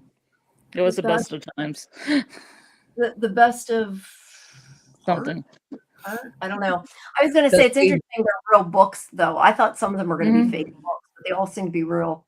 Teen Hide, Dream Count, maybe Dream Counting, Psychology, 8 Miles High, Environmental Meditation. I'm not sure some of these why they're there. Easy to Stop Smoking. Let's see, Progress, Coexistence, and something. I don't know. I can't read all of them the way they are. I mean, it might be a real bookmobile. Yeah, well, that's true too. It could be, but I figure that part's probably. Yeah, I mean, they probably seeded that part with their own books, but the rest of it, they could, for set dressing, just got a bookmobile. Yeah, true. Just took some of the books out, but either way, we went through some of them. Okay, so. But nobody was taking those books. That was the sad thing. Right. Nobody wanted her books. I love books. I know you do. Isaac Asimov, a great beach read. A great beach read. I'm not a big reader. I never have been, except I've read some. Like I read some, but not. I read like about 10 books a week, Jimmy. Yeah, you read clearly a lot more than I do now. A lot of reference and nonfiction ones, but a lot of books. No, that's good. I'm not a huge reader. Yeah. I'm reading The Heart is a Lonely Hunter because that's a From episode name, so I've been reading that. Oh, nice. Yeah. Well, if you find any connections, you gotta tell us. That's all. I've already found some religious ones. Oh, interesting. Well, when we do the next live, you'll have to tell us. Well, no, in the next live because it's episode 6. Okay. Next live. That's fair. I'll give you time to read it in between because there's that like bye week in between. Yeah. Well, we're gonna do, and don't forget, everybody. We should remind people that too.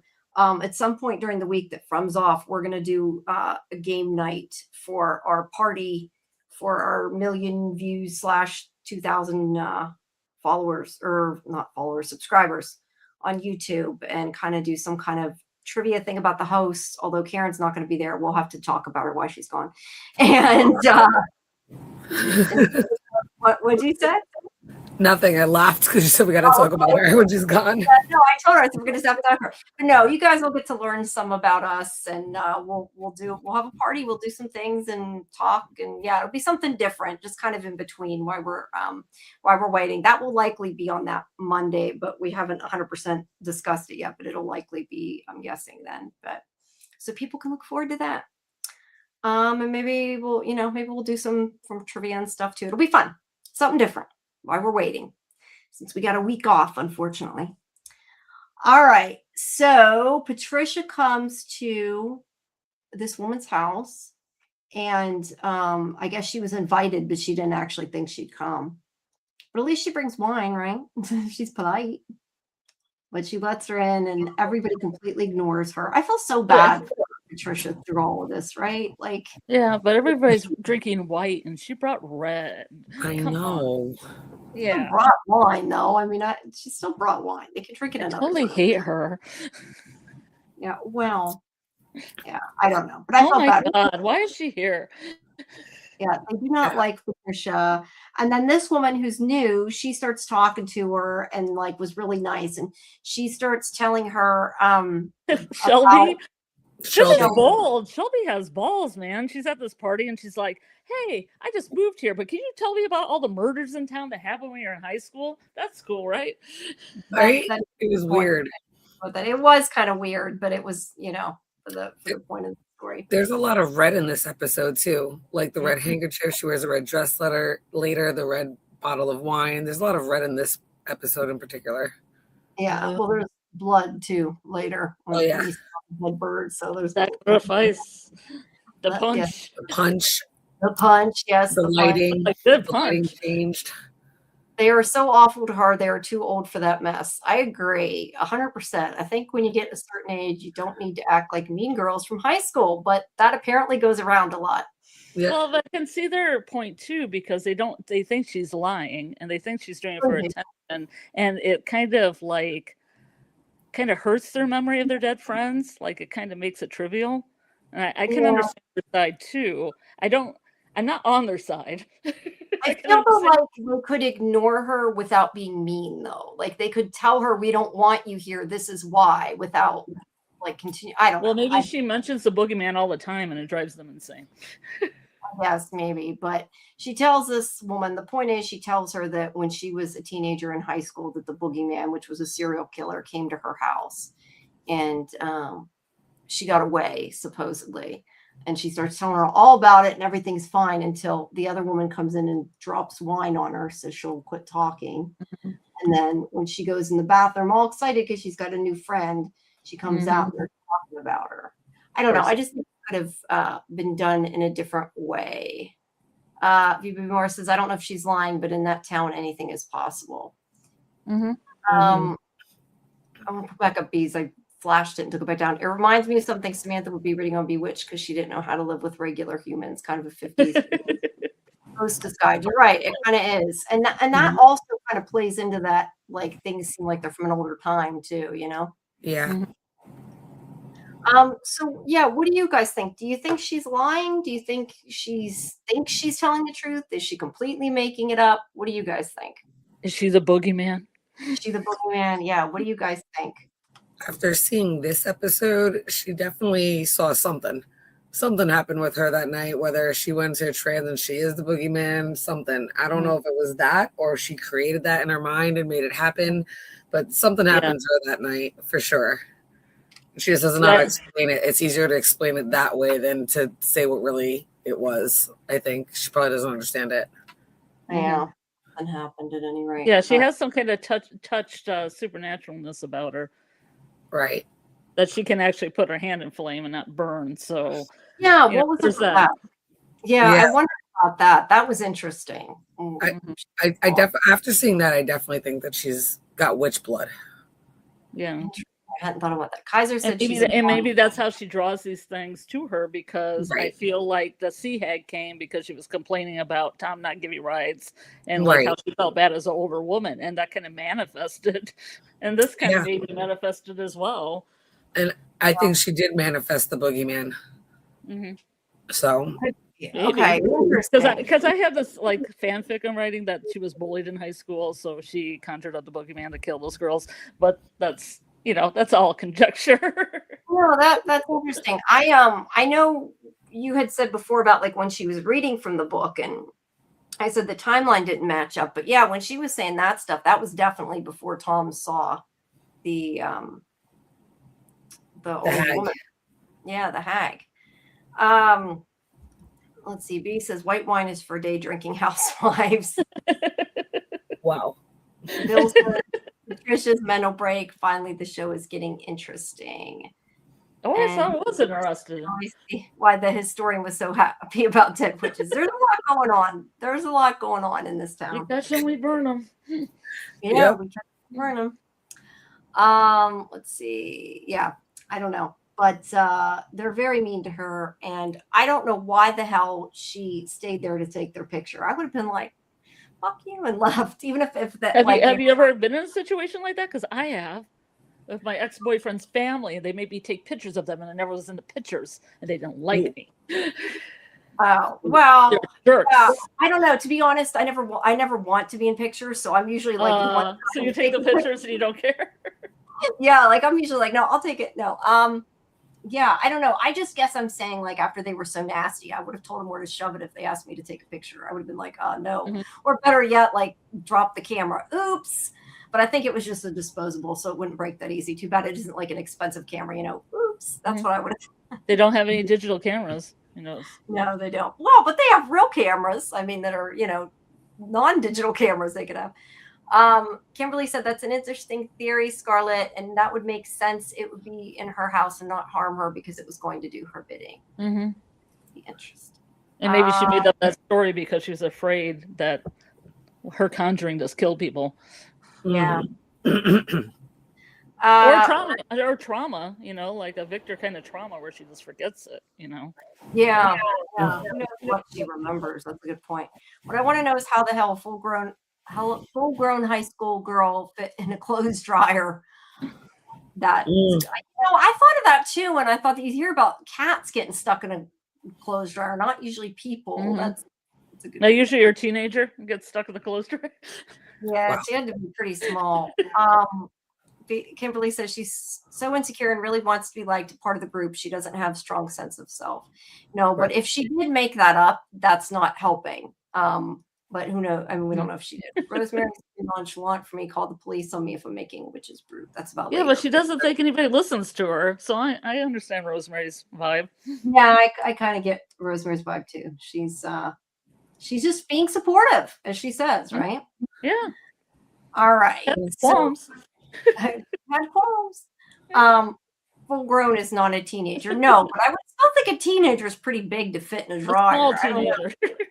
I don't know how big your clothing dryer is, but I don't know that somebody could fit in ours. I've never tried. I don't want to try. Do not try. Well, let's try right now. No, do not try this at home, kids. Do not try it right now. We'll try anything on this show at home, right? Let's not do any of this. All right. So she comes. I'll do some of these things.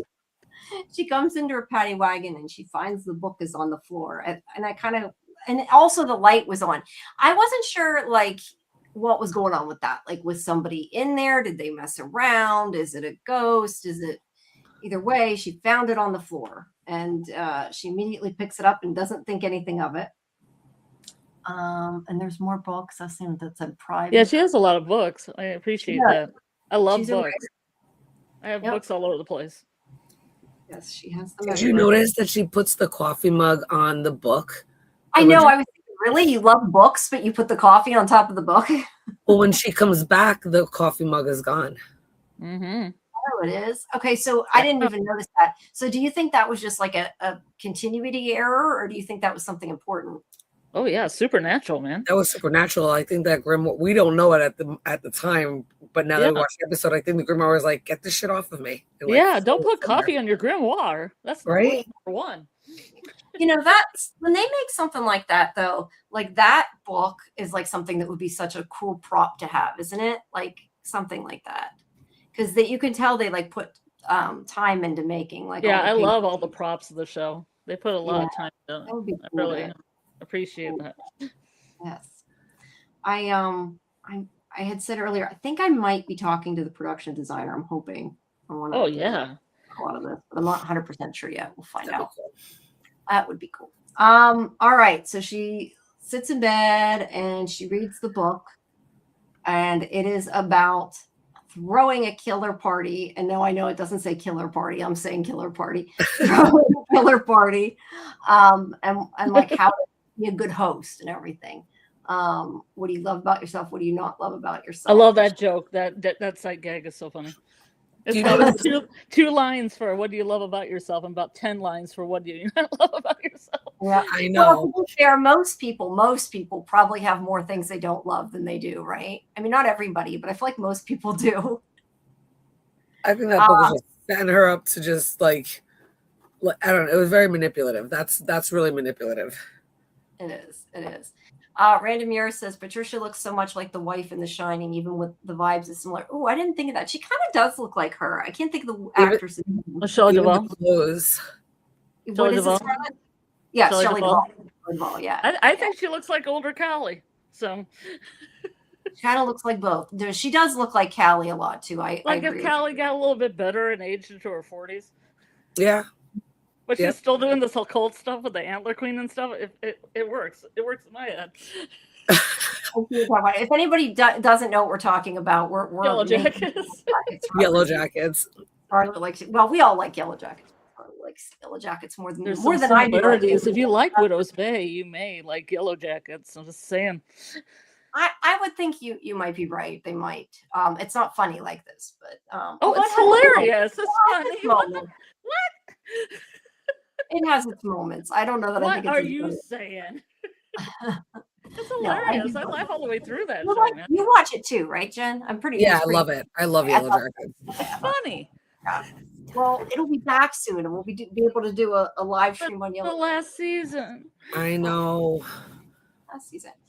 I also question that, like, you're supposed to write in the book, but anyway, she loves. Yeah, you're supposed to write in this book. It's a worksheet. But I feel like you're just trying a book. I don't know. Why do you have these in the why you're donating this book to the paddy wagon if you're not supposed to write in it? Because I see books in the library like that. I'm like, I can't write in this book. I have a book right now that has workbook spaces. I can't write in there. Well, unless it's called A Tale of Two Titties. I love that part. You love the book Tale of Two Titties. I love it. No, it's a workbook about like sexism in media. Okay, that at least explained that. Thank you. It wasn't perverted. I was just plugging a book that I like. Yeah. She says that she likes her generosity and her big heart, but she cares too much about what other people think. I don't know if people can read on screen. I blurred that out. I know you were saying after it was satanic, but I blurred it out since we're on YouTube. I didn't know what it was. It looked almost like they had drawn like ram's horns or something, like where her ovaries would be. I think that was the way she was shaved, I thought. I don't know. But why is her shoulders her worst feature? I don't quite get that. The book leaves too much space to talk about how much you hate yourself. Such a good book. Yeah, that's kind of shows it's not a great book. You know, I wonder if her writing the stuff in there, though, like, is giving it stuff. You know what I mean? Like, giving it her energy or something, or making it able to do what it does, because it's like connecting better with her, you know? Absolutely. I do think that. B said, my husband. Yeah, it could be. My B says, my husband makes fancy spell books that look like movie props. He's made several through Kickstarter. That book looks similar. Very cool, B. I'd like to see some pictures. That's cool. I love that. Her and her husband vend. We've gotten some talks about steampunk cons and stuff because they used to vend. Oh, very cool. Yeah, I'd love to see some of that. That's awesome. That's awesome. Yeah. Yeah, you have to put them in Discord so we can see them. Just as I was going to say when I said that about filling out the stuff, as long as it don't like start asking you for like, clips of your hair and stuff, then I'd maybe run away a little bit quicker. Yeah. Where were you born? What planets aligned when you were born? Here's some fingernail clippings here. Yeah. I didn't really read all this when the show was on, but I think it's interesting after to read it. Feel like you could die tomorrow and no one would notice. Well, that could be, but the right party can change that. That sounds great, right? So pick me up, Jamie. It's motivating her. Yeah, I guess so. Everyone knows you as someone who throws great parties. All it takes is one to change people's mind. All it takes is one great party to change your life. It's gonna change your life, maybe not for the better, but it's gonna change it. I took it as there's just one great sacrifice for Dagon, and then you'll get whatever you want. Dagon's a Lovecraftian god. If someone picks up a book that they likely have more things they dislike about themselves than they like, but to be so blatant about it's pretty funny. Yes, I agree. Yes. As agreed. Okay. So Rosemary and Dale there are talking to her, and she is ready to set up for her party. And she is making them join in with her working at it, with her taking care of it.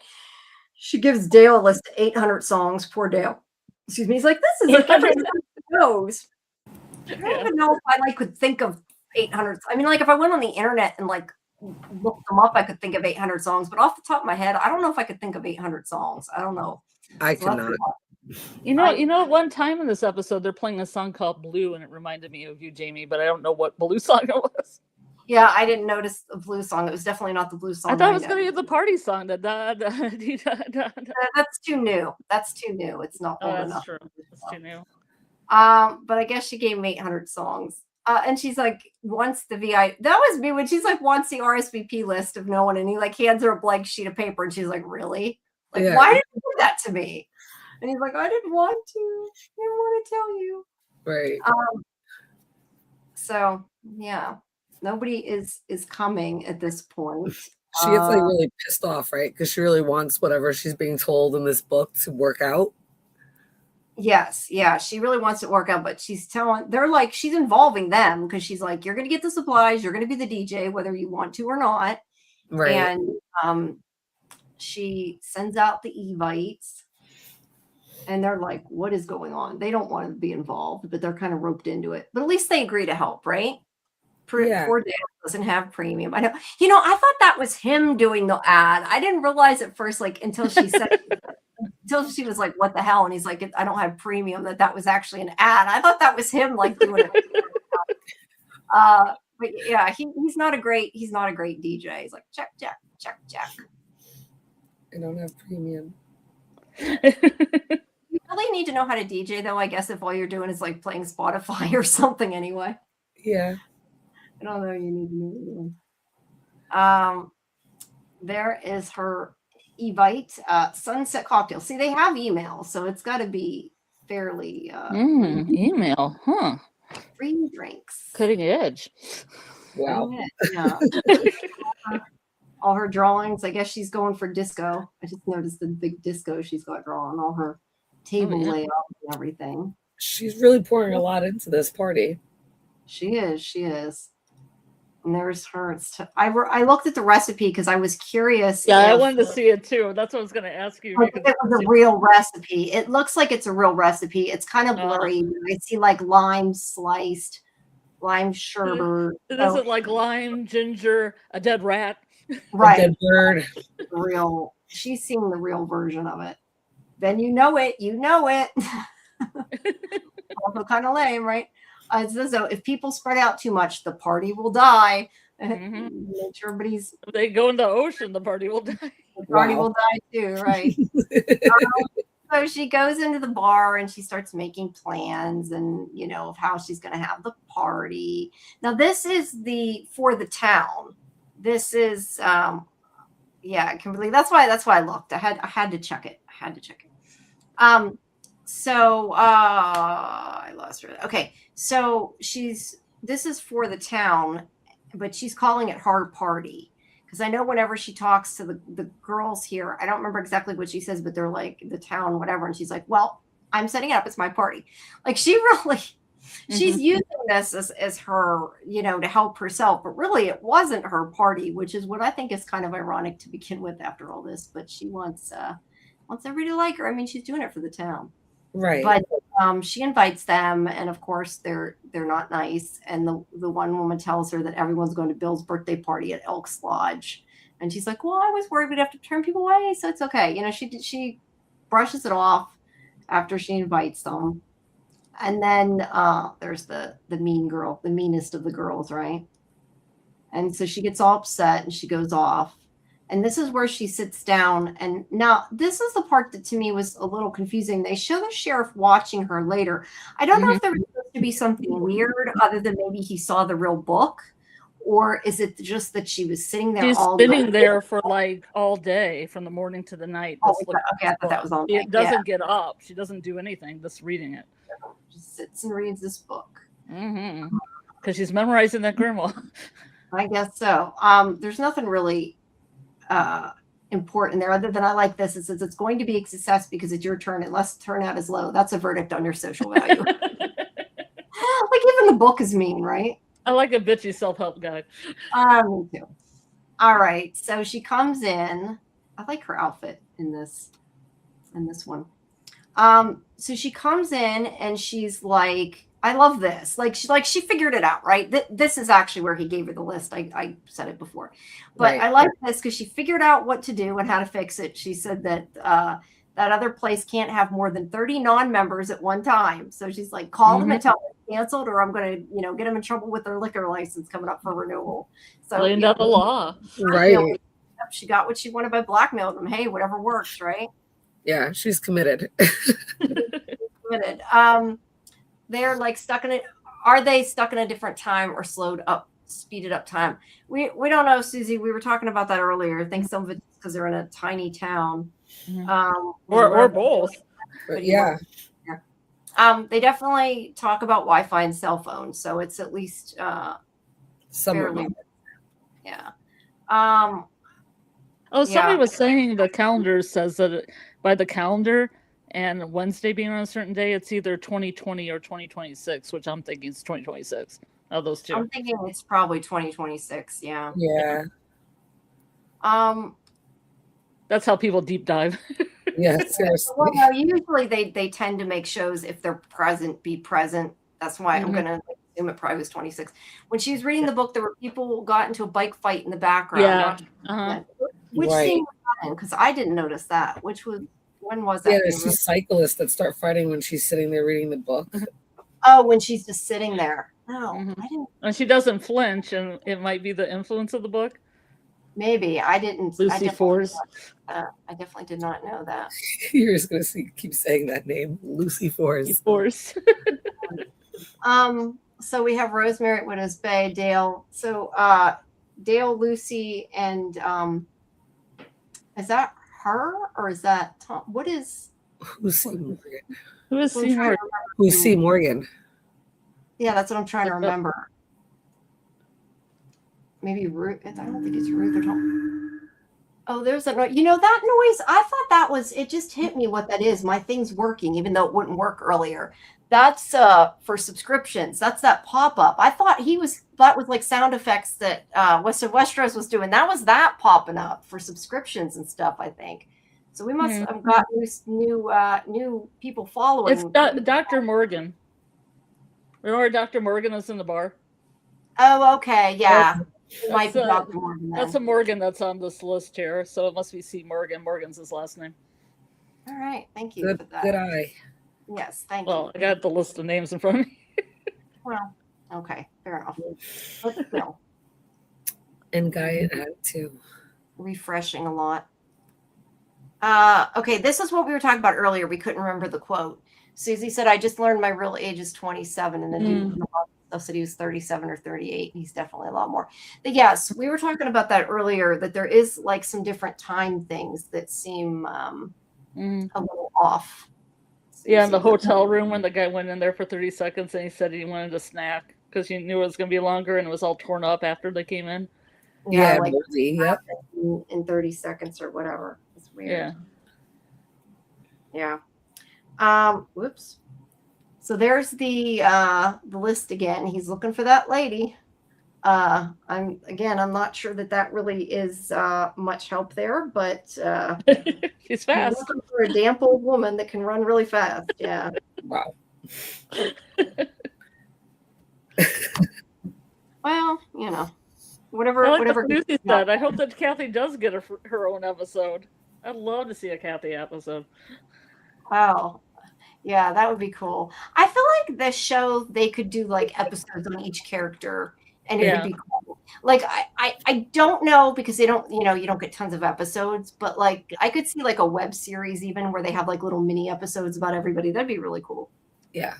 Especially because we saw, like, I agree about Kathy too, because we saw her doing that creepy shit in the restaurant, right? When she was standing there. So there's got to be something up with that. Like, yeah. Yeah, you would think maybe there was. Oops. All right. So the sheriff this is where the sheriff's watching her on the video cameras and everything else. That's interesting, because there it kind of looks like his head's blurred out, doesn't it? As opposed to like there not being a head. That was probably why they didn't. Maybe, I don't know. Interesting. But there she is sitting there reading. I should know that story. Yeah. And there she is. Oh yeah. Time to make some punch. Making her punch. it looks so delicious with real fruit in it instead of it being blood and It is delicious. You should have some. no, So delicious. Yeah. Did she drink any? I never thought about that. Did she drink any? I think yeah, she did. she drank it. Interesting. I don't know, Rosemary drank it, did she? No, I don't think Rosemary did. She has wine. But I have a couple questions about that. First of all, if she drank it, why isn't it affecting her? And second of all, like, I understand Rosemary not stopping her, but if you saw somebody pouring animal blood into people's drinks, wouldn't you stop them? I kind of have a little problem with Rosemary if she didn't. Yeah, but she does that Eeyore, I can't do anything right today kind of thing, and goes on her way. I love it when you watch this on the second go, how these like lines that she has have a whole other meaning. Like she's like, "Are you gonna wear that headpiece?" Right. Yes, you mentioned her headpiece a couple times, but you just assumed it was the tiara. Yeah. You just thought it was a fashion choice, not a real fashion choice. Tiara was weird too. I mean, she's a grown adult, and she's although they tiaras. Well, you don't have tiaras. Tiaras for adult, but would you wear it to a party like that? Oh yeah. But I'm weird. I dress gothic and steampunk all the time, so yeah. All right, fair enough.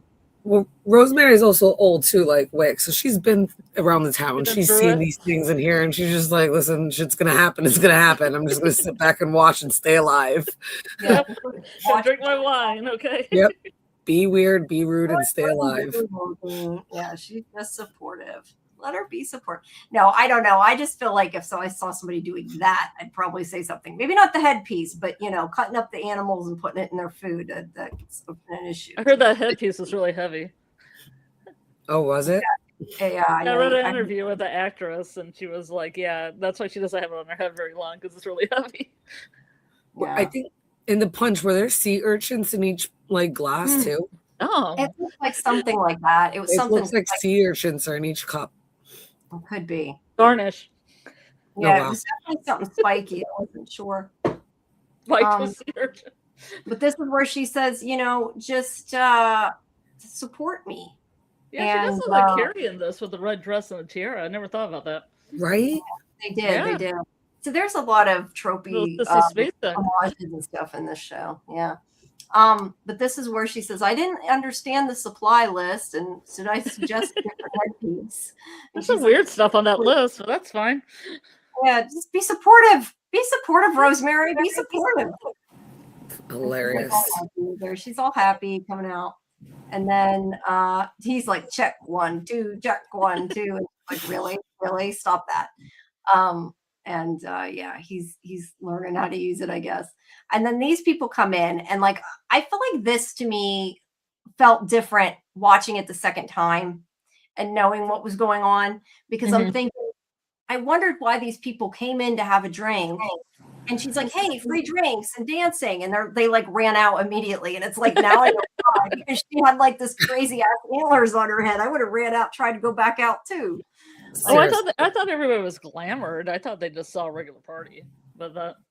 Oh, maybe, I don't know. Well, at this part though, nobody was drugged though, because Yeah, but they walked in and it was an empty bar, and there was nothing happening. Didn't the girls make a comment about her weird headpiece too? Oh, I don't know. The nasty girl did. So I assume until they drank the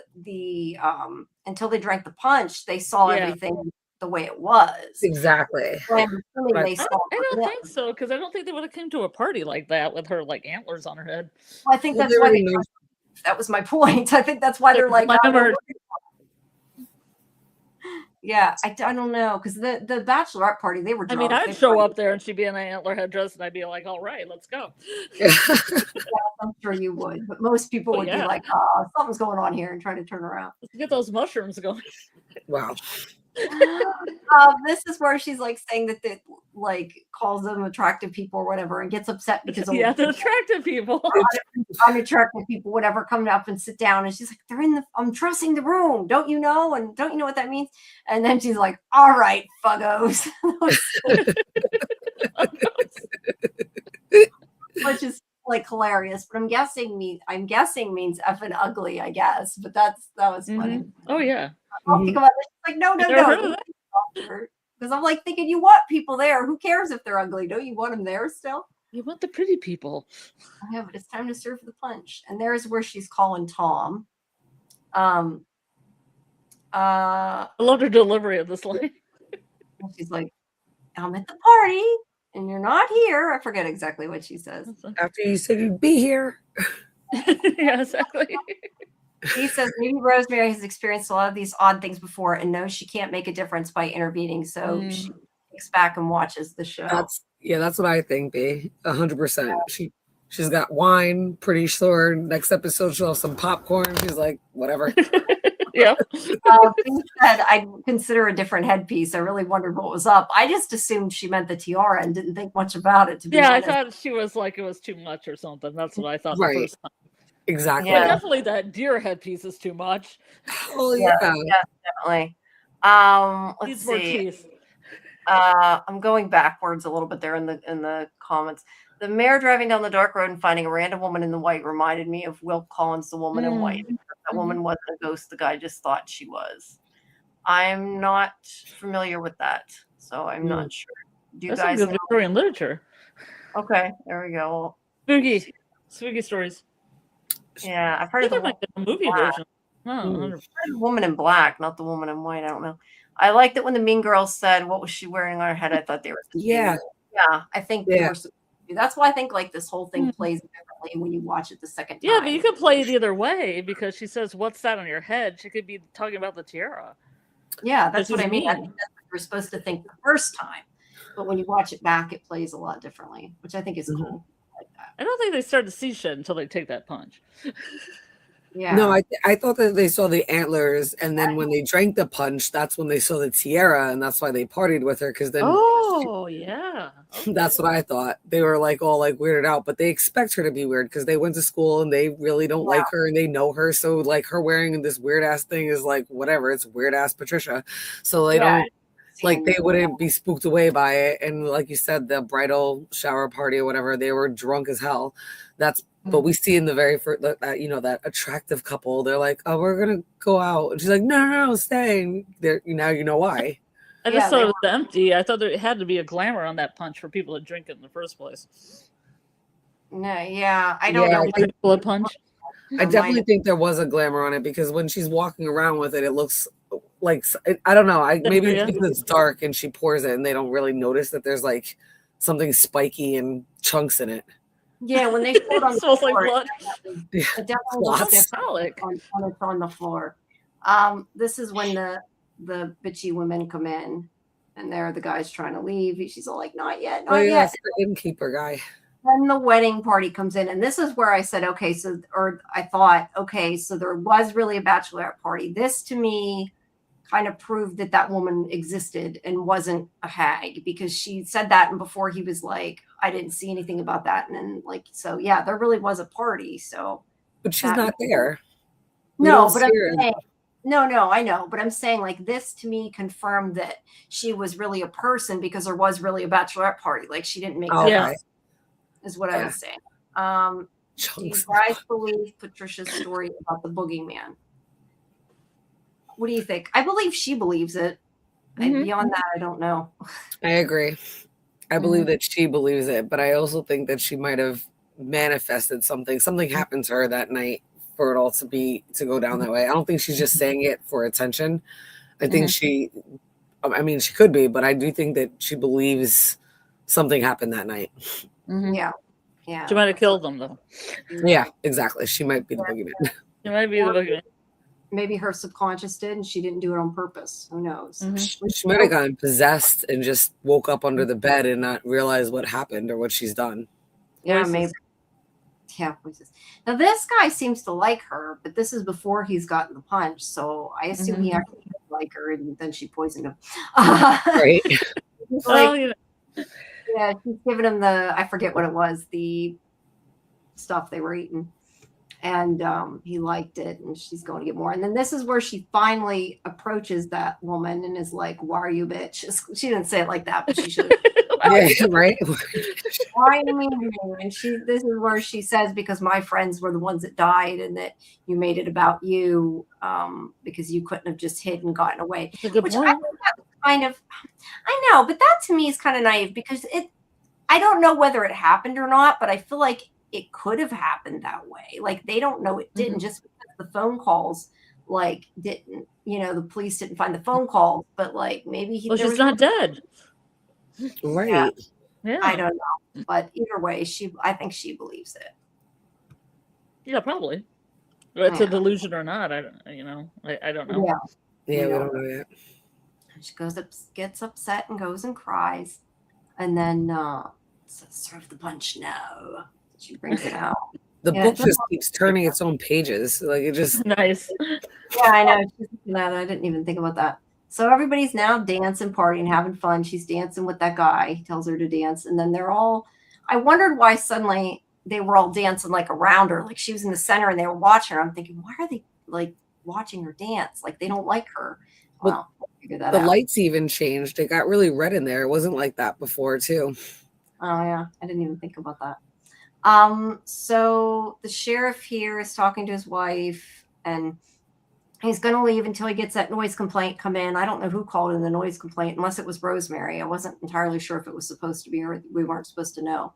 But at the Salty Whale, and he was about ready to go home, but he decides to go check it out. And then there's the lights more red and dancing to Rhythm of the Night. And into the rhythm of the night. Yeah, and they're all dancing. I had around. that all in my head. Did you get that stuck in your head for the yes. 2 hours? I didn't until Jenn mentioned it earlier, and then I'm like, okay, thanks for that now. Yeah, I hadn't even thought about it, honestly. I don't know why I hadn't, and I'm like, now it's stuck in my head. That crazy thing. That was like a split second, and it was great cinematography. It was. And, it reminds me of something, and I can't figure out what it is. And I know, like, later I'm going to remember what it was it's reminding me of. I have, like, this image of a scream like that's coming from something, some movie or something. And I like can't. The Grudge? Climax? I don't know. The Grudge. I'm trying to think. I don't think it's The Grudge. I don't know what it is I'm envisioning, but there's something. Well, the Climax poster, there's a dancer with a mouth like that. It's about dancers that go crazy. That's in this show? What? There's a poster in this show? No, I was just thinking, you said these were people's mouths are open. But you know what? I feel like the mouths are open because she was in the by the refrigerator making that like angsty mouth, when she was almost about to cry. Yeah. Oh, and you copying it. Yeah, I think this is like a Midsummer thing where, I don't know if you've seen Midsummer. You probably haven't, Jamie. No, I haven't. But when Danny gets sad and cries, everybody else that's in the village also cries with her or screams with her. And I felt like this was the boogeyman being sympathetic towards Patricia. She gets angsty. She has this almost like I can't cry and I can't scream kind of face, and then somebody comes in and she kind of acts like she's doing something else, but this is how she feels, and these people that are animated now are reflecting that angst. Right. Interesting. I don't think that's what I don't know what it is I'm thinking in my head. I'll probably figure it out later. Probably some like Japanese horror. That's what that's what I was saying, The Grudge. Yeah. Yeah, I don't remember screaming. I don't know. What I'm thinking of is like this really odd stilted, you know how like their screaming face is like weird. It's not just screaming, it's like their mouth is really weird. That's what I'm like envisioning, and that was from something. Maybe it was The Grudge. I don't know. The Ring, then, like Susie said, The Ring. Remember, like Samara would like come up with the water, and like their face would be all twisted with their mouths wide open. Yeah, it might be. I honestly don't. Or like remember. the way Vecna. It could be, but yeah, even like the way Vecna killed Christy and that other kid. Yeah, either way, it's creepy. Mm-hmm. How did the girls check the phone records? That sounds like a rumor. She never got the phone. I think when they were at the other party, they said something like the cops never found them in the records. I'm assuming, but you're right. How would they know that? Unless it's because it was her friends that were killed. Maybe she was in on what they found. I don't know. Not sure. It's time for the toast. And she reads it out of the book. It sounded like it's actually a legit thing. Oh, I hate when I do that. It sounded like it's actually a legit thing again that she's reading from. But everybody's all nice except there's the creepy ass, picture in the mirror, where everybody's screaming or silent screaming or whatever. But I do. Yeah, I do really like the way they shot it though. Like it was only the fraction of a second. Those two. It was really well done. I didn't see it the first time. Yeah, it was really well done. It was well done. Totally. Okay, so she goes in to get more punch. And this is where Rosemary's like, I didn't understand any of that speech. I'm trying to be supportive, but I have my qualms. That's so funny. The sheriff comes in and he's like, what the fuck are you doing? And that's when she looks down and she sees it. And there's like all these disgusting dead birds and stuff. She's got a meat flavor there. Yeah. And then she looks in the mirror. It's a smile like your tips depend on it. But, she's got some Shauna issues. Yeah. And she's like, why didn't you tell me you have some qualms? I love when she says that. She's like, you have some qualms? Really? That's like a beautiful headpiece. I'd wear that. It is kind of cool. I'm not sure about like the animal head on the top, but the antler part is cool. Yeah, I wear it to Run Fair. That is cool. I love that thing too. Yeah, that thing's kind of cool. That reminded me of Wicker Man, definitely. Right. Yeah. And you're right about there's some kind of like spiky thing in it. I don't know what's up with that, what that is, but it is in all of them. So, I thought it was like a sea urchin because the water and everything. Yeah, it does kind of look like a sea urchin. I agree with you. And then this is when she sees what the book really looks like. This reminds me of the book from the Evil Dead, but yeah, it's got that thing on it. And I took a couple of merch opportunity. They need merch. You know what this made me think of though? I figured you guys would say yes. Okay. I was like, somebody's got to say that. And that looks like a crow on the right side. I was like, is that a crow? Is that the from down? Yeah. This is how they get out of from. Don't burn it. Crow too, but I meant the symbols. It looks like the symbols on the talisman. Me, but that's pretty cool. And then we see the hag. So yeah, if the timeline was a little different, I would have said maybe when she did this, it called it, but he had already been attacked. So this cannot have come, like it's connected clearly, but her reading the book didn't bring out the hag. But it does interest me that the hag, like the same view he had in the water is that. There. Yeah. And Susie's saying hag is a fae. Could be. Do you guys ever see Lost Girls? That's what you guys make me think of. It's really good. I mean, it's not like tone. I only know the Alan Moore Lost Girls, and that's a totally different thing. No, it's different. This is a Sci-Fi Channel show, but it's about fae and like all different kinds of fae. It's interesting. It's not scary, I guess, but I think you might like it. And there's the picture of what's going to happen on the beach. Now this right here, Oh yeah. that reminds me of the talisman. Yeah, Talisman. exactly. Definitely. So interesting. That is so cool though, because it's clear like they had to have made this out of something, because branches wouldn't naturally give like You that. can wet branches and then bend them. Right. Oh, cool, cool. I did not know that. Have you done arts and crafts at your school? Yes. Not with sticks. I don't Yeah, we remember made this at our school in my kindergarten class. Oh, interesting. I don't remember playing with sticks, so I don't know. I don't remember. You know, with little gods. Oh, that's good. I just do not remember doing that. Twig figures. Yes, it's a twig figure. All right. So here is the bonfire. They're all going out towards it. I don't know what was going to happen other than they were probably going to die, because they're all going into the water. Mm-hmm. Yeah. What do you mean by deteriorated? How it changed into the spell book, Kaiser, or was there more to it than that we missed or didn't comment on? Because I didn't notice it changing other than when it changed. I didn't notice more than the deteriorated back, like the stuff on the back that was kind of fading, but I didn't notice anything else about it. Right. And I know some of the pictures are the same, because when they had the picture of the body, like the drawing of the woman, the back and the front, there was a comparative drawing in the grimoire of that as well. So I don't know if some of the same. I didn't look to see if some of the cocktail pictures mirrored the other pictures that were in it. I just saw the one. I don't know. Kaiser said it kept wearing. I did not notice that, but now I'm going to have to later go back and look. I didn't notice it.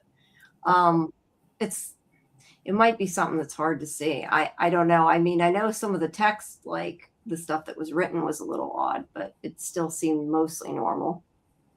Said it was aging throughout the episode. The pages were definitely turning on their own.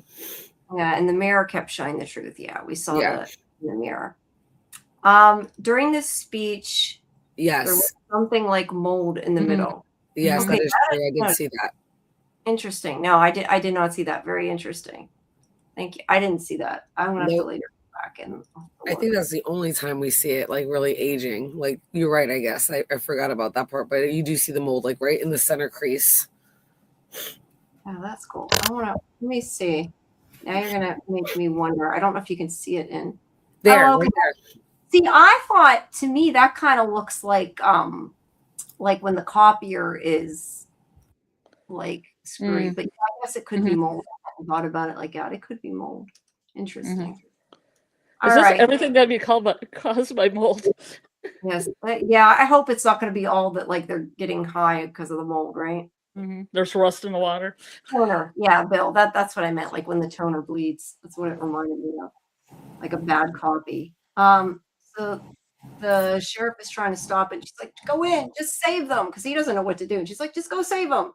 Right. She goes over to the fire with the big wicker man thing on it. She holds it in. She's gonna burn. Now, I really thought her arm was gonna burn. Like, what? Yeah. What do you think about that? Because I honestly thought, I'm like, I don't want to see her arm burn. I was like, I don't want to see that. And then like nothing happened. Like she expected it to happen too. I like that she was willing to risk her life for all these people, even though they hate her. Yeah, I mean, that's crazy. Good for her, I guess, or not. Yeah. No, yeah, you're right. Burn them all. But yeah, I don't know. What did you think about the fact her arm didn't burn? It's magical. Well, I think the book might be like, a lot of grimoires are usually made out of like skin, right? So the book started like bubbling up and boiling and got rid of it. So I definitely think it was made out of skin. But since she didn't burn, I thought it was because she's got like witch's blood. I think she's been like, there's been a spell, like protective binding spell on her, and she's got witch's blood, and that's probably why she doesn't know like her real age or anything about her past. She has like no history because somebody's has binded her with some type of witchcraft, and that's why she's not burning. You know, the vast majority of grimoires are not made of skin, right? I thought a bunch of them were, actually. Maybe I'm wrong. It's just the journal. One's from horror movies, maybe. Yeah, I meant like the horror, like witchy horror movies. They're usually made of skin. And even like, even in Hocus Pocus. Got the eye. They don't have any eyes on this one. What? So the one in Supernatural was made of. Well, anyway. Okay, fine. Point taken. I was talking real life. Yeah, I haven't seen any in real Grandmas. life. I've only been privileged to movies and TV shows. Yeah. Either way, the thing starts falling down, and once that happens, everybody's fine, and you're like, "Yay, they're fixed." And then that bitch is like, "She drugged us." That was Yes. her immediate Misty. response. That's how Like, you knew we were back. I'm like, okay, everybody's back. Here comes the hate. Randy Mayer says the evil ones are. I agree. The She evil does, ones she are. does. Patricia just had Khaleesi. that moment of glory when she was dancing, and now it's all back to reality again. Yeah. Yeah, no, they hate her again. So she's walking down the road, and just like we said before, like she was saying before, she always when she walked down the road, but he stops, and they're like, "Get in," and she's like, I thought she looked kind of happy here. Did you feel like that? Yeah, because he picked her up. Yeah, so I thought that she was happy that she's got a friend. Or This two friends. actress goes through so much in this scene that I thought she went from relieved to kind of happy to kind of sinister looking. Oh, really? I didn't notice. Oh yeah, she looks a little sinister in a couple of shots, and I'm like, I don't know, maybe she knows she's a boogeyman. Interesting. Oh. I thought she just looked happy, like she actually got some friends. That was one of the feels. Yeah. Yeah, I don't know. Phoebe Moore said maybe because she was willing to make the sacrifice to hurt herself to save them, she's protected. Well, that's true too. Yeah, maybe. She might be a white witch, a little white witch, witchery. Yeah. Is that laughing faces? Looks like laughing faces. I saw emojis. Okay, so at the church, they go in and everything's kind of all over the place. I couldn't get a picture of the floor, but it looked like there was stuff all over the floor too. The phone's off the hook. I think it's all the papers. Yeah, they're all over, and they're like, "What's going on?" And then we see on the back of the door, the priest has hung himself. The reverend has hung himself. I love his expression. Did he have a fire going too? Didn't he burn papers and books? Yeah, he burned papers. Yeah, there was a little bit of a paper on fire when they came. Yeah. Which makes me think he probably burned what they need, right? Of course. Of course. He burned whatever he was reading last time. Remember, like from the other episode, he's like, if you hear the bell ring, these are the following steps you have to take. I was trying to read it, but they don't show the whole thing from. So I'm like, I'm wondering if he burned that paper, so now they don't know the following steps to take. Wonderful. Right? Yeah. Let's see. B said, I really thought she was going to burn him well, and I wondered why'd she stick her hand in that fire. Yeah. Well, she's trying to save him. That's how I looked at it. Trying to do good. She was being selfless. Yeah. Saving her enemies. Right. Even though she knows she wasn't responsible because there was something obviously affecting her mind, she was still willing to sacrifice and fix the situation. Yeah. She saved him at any rate, her and the sheriff. He helped too. He gets a little bit of credit there, right? I liked how he tried to keep moving people when they're in the ocean, like, but they just kept moving. He was trying to make this attempt to move people, and he just couldn't do it. Yeah. Right. He was trying. He's like, "What do I do?" And she's like, "Just get him out of the water." I kind of prefer Patricia's poverty over the mayor's. I do like her a lot better than him, but like I said before, I think you're supposed to he's supposed to be kind of annoying and isn't he? I feel like he is kind of abrasive. Yeah. The moment Tom asked for her help, I felt that she just wanted to make friends. Poor Patricia. Yeah. Tom's facial expressions all work and no play make. Wow. All right. Well, anything else? Next week we will have just one episode. This was just because of the way they had dropped more and the days they came out on. Next week we'll do episode 5. Just the one. Yeah, just the one. These are short episodes too. Yeah, well, we still were here over in 2 hours, so I think we did okay. Yeah. But But yeah. But unless you guys got anything else, that is the end of the episode. You got any thoughts of what you think's coming? Yeah, we like what the next I guess spooky thing we'll see next episode. I'm not really sure. What do you think, Scarlet? I couldn't figure it out. I was like, I don't know, evil mermaids. Like, what other lore is there? Is there gonna be like a ghost in the lighthouse? Is he gonna have to go up there? Yeah. Well, it's gonna be bad because this priest off himself, so it's probably bad. I feel like we're probably gonna get more about the priest because that kind of ended like we need to figure out what happened, right? Yeah. I hope you think they will open up and they'll be going through the papers and trying to see what they can find, or we're going to open up and they're just going to be on their own figuring stuff out or trying to. I don't know. I think they'll probably look, but whether they'll find something or not, I don't know. Yeah. Go ahead, Jen. I was gonna say, with the shock of finding his body, I wonder if they'll just like get out of there, make phone calls, and like never go back. Like, I hope they like pack up some of those papers and take them with them and like actually like investigate and see like what's going on with the town. Sure, do something. Hopefully, wait. I'm looking to see what it's called. The next one. It was one. I wonder. Oh, sorry. No, go ahead. I was just looking. Go ahead. No, I just had one observation. I was hoping they would get back to that chair and that root cellar. Yeah. Yes, I'd like to know what the hell that is. That's creepy. That was it. Oh yeah, that's creepy shit. The next one's called "What to Expect on Your Trip." I like how they all have weird descriptions that are like they're from the brochure or something. So it says, "We apologize for the curfew. Please remain calm as we determine what's happening. On a separate note, keep your teenagers inside after dark." Wow. The one that we just covered now, episode 4, was called Beach Reads. We're talking about next. So what are they going to expect? Some monsters? I don't know at this point. A rash? Locusts? I don't know, but I like that there's more than one thing. I do like that there's like, it's not just like one freaky thing. There's lots of freaky things, right? Right. It's like a big mixture of a lot of witchy lore, which I like. Me too. The fact that the priest hanged himself on the door so close to the floor is impressive. Seems like he was high enough to not save himself in a moment of regret. Yeah. Oh, he had something, I don't know, something tied around his neck.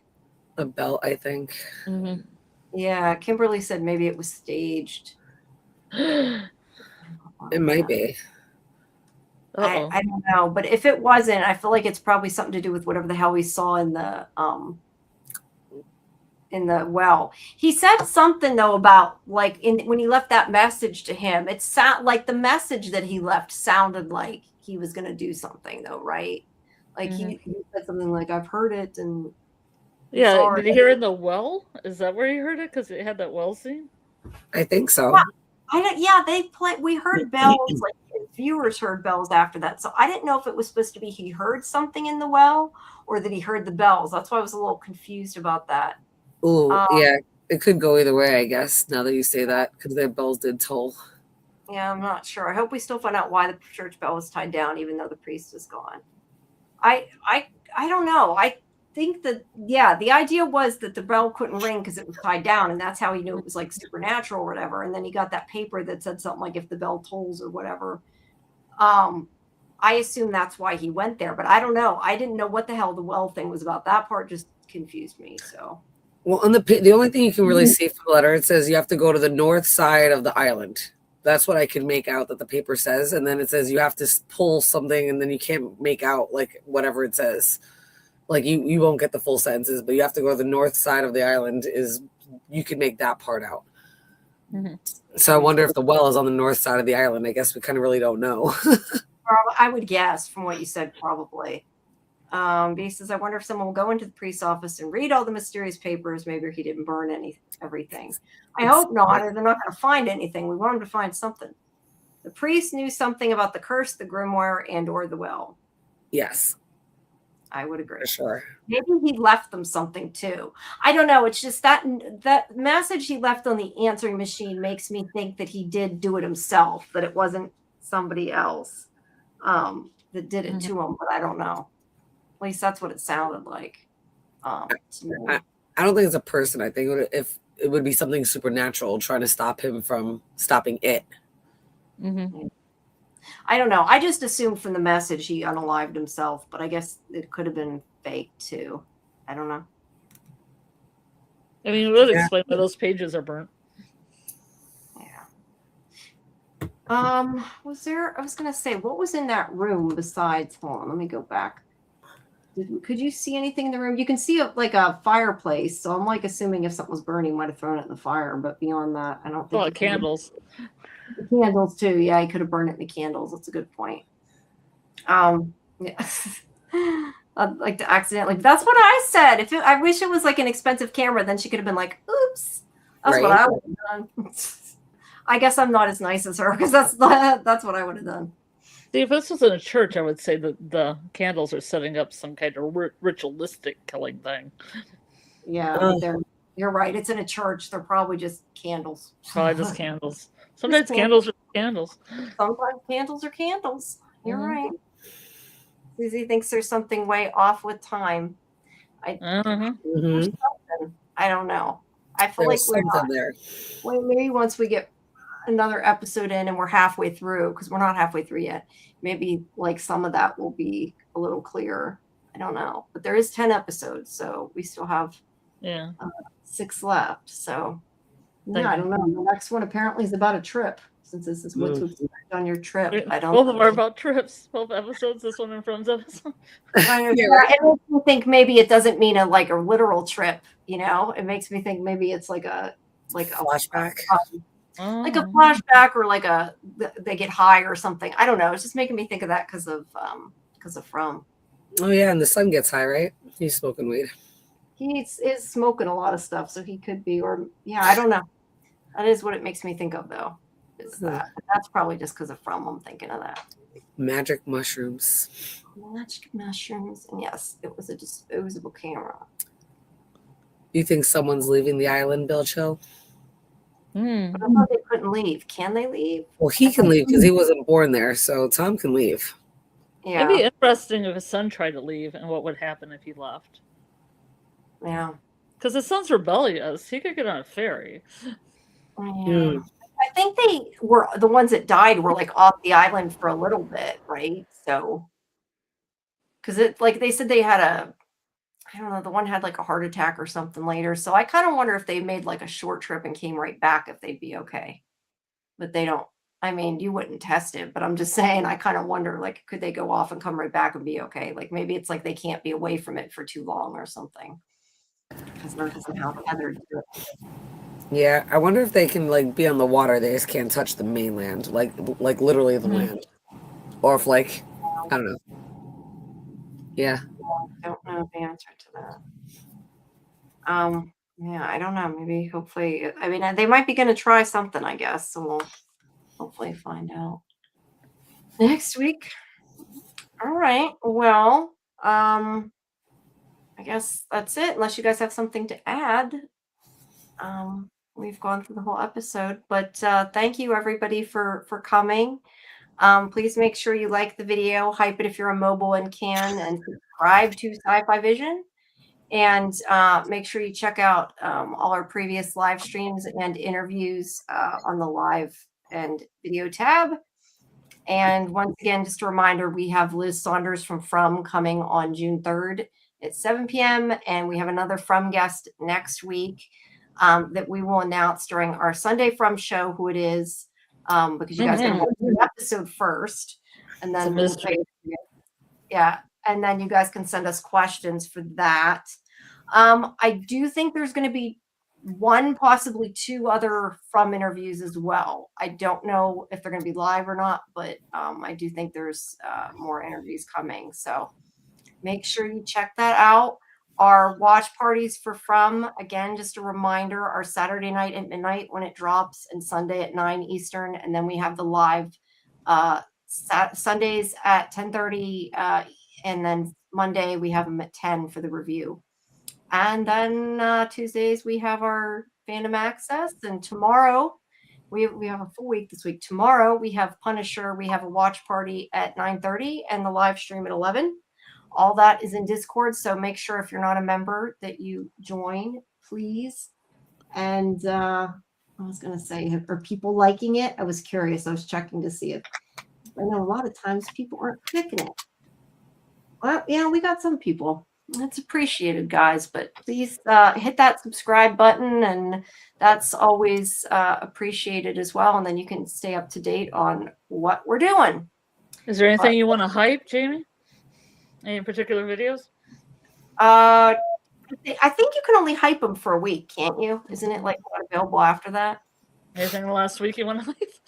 Well, then any I'd say the From videos then usually are the Okay. best ones to hype. They'll probably get the most. But you know, I'm happy and hype appreciative of any hypes. So because I don't get that many hypes, so I'm appreciative of them. But please do subscribe. All right, guys. Well, be there. You know, there isn't a channel. You can post them in like community. I guess would probably be the best place. I was trying to think of like what channels are actually there. Self promo? Yeah, well, yeah, because it's not from. Yeah, I'd say probably in community if you want, or arts and crafts, whatever. It doesn't matter. You can post them wherever be. But we, you know, it's not specific to the show. It's not that big of a difference. La la la. Let's see. So yeah, I guess that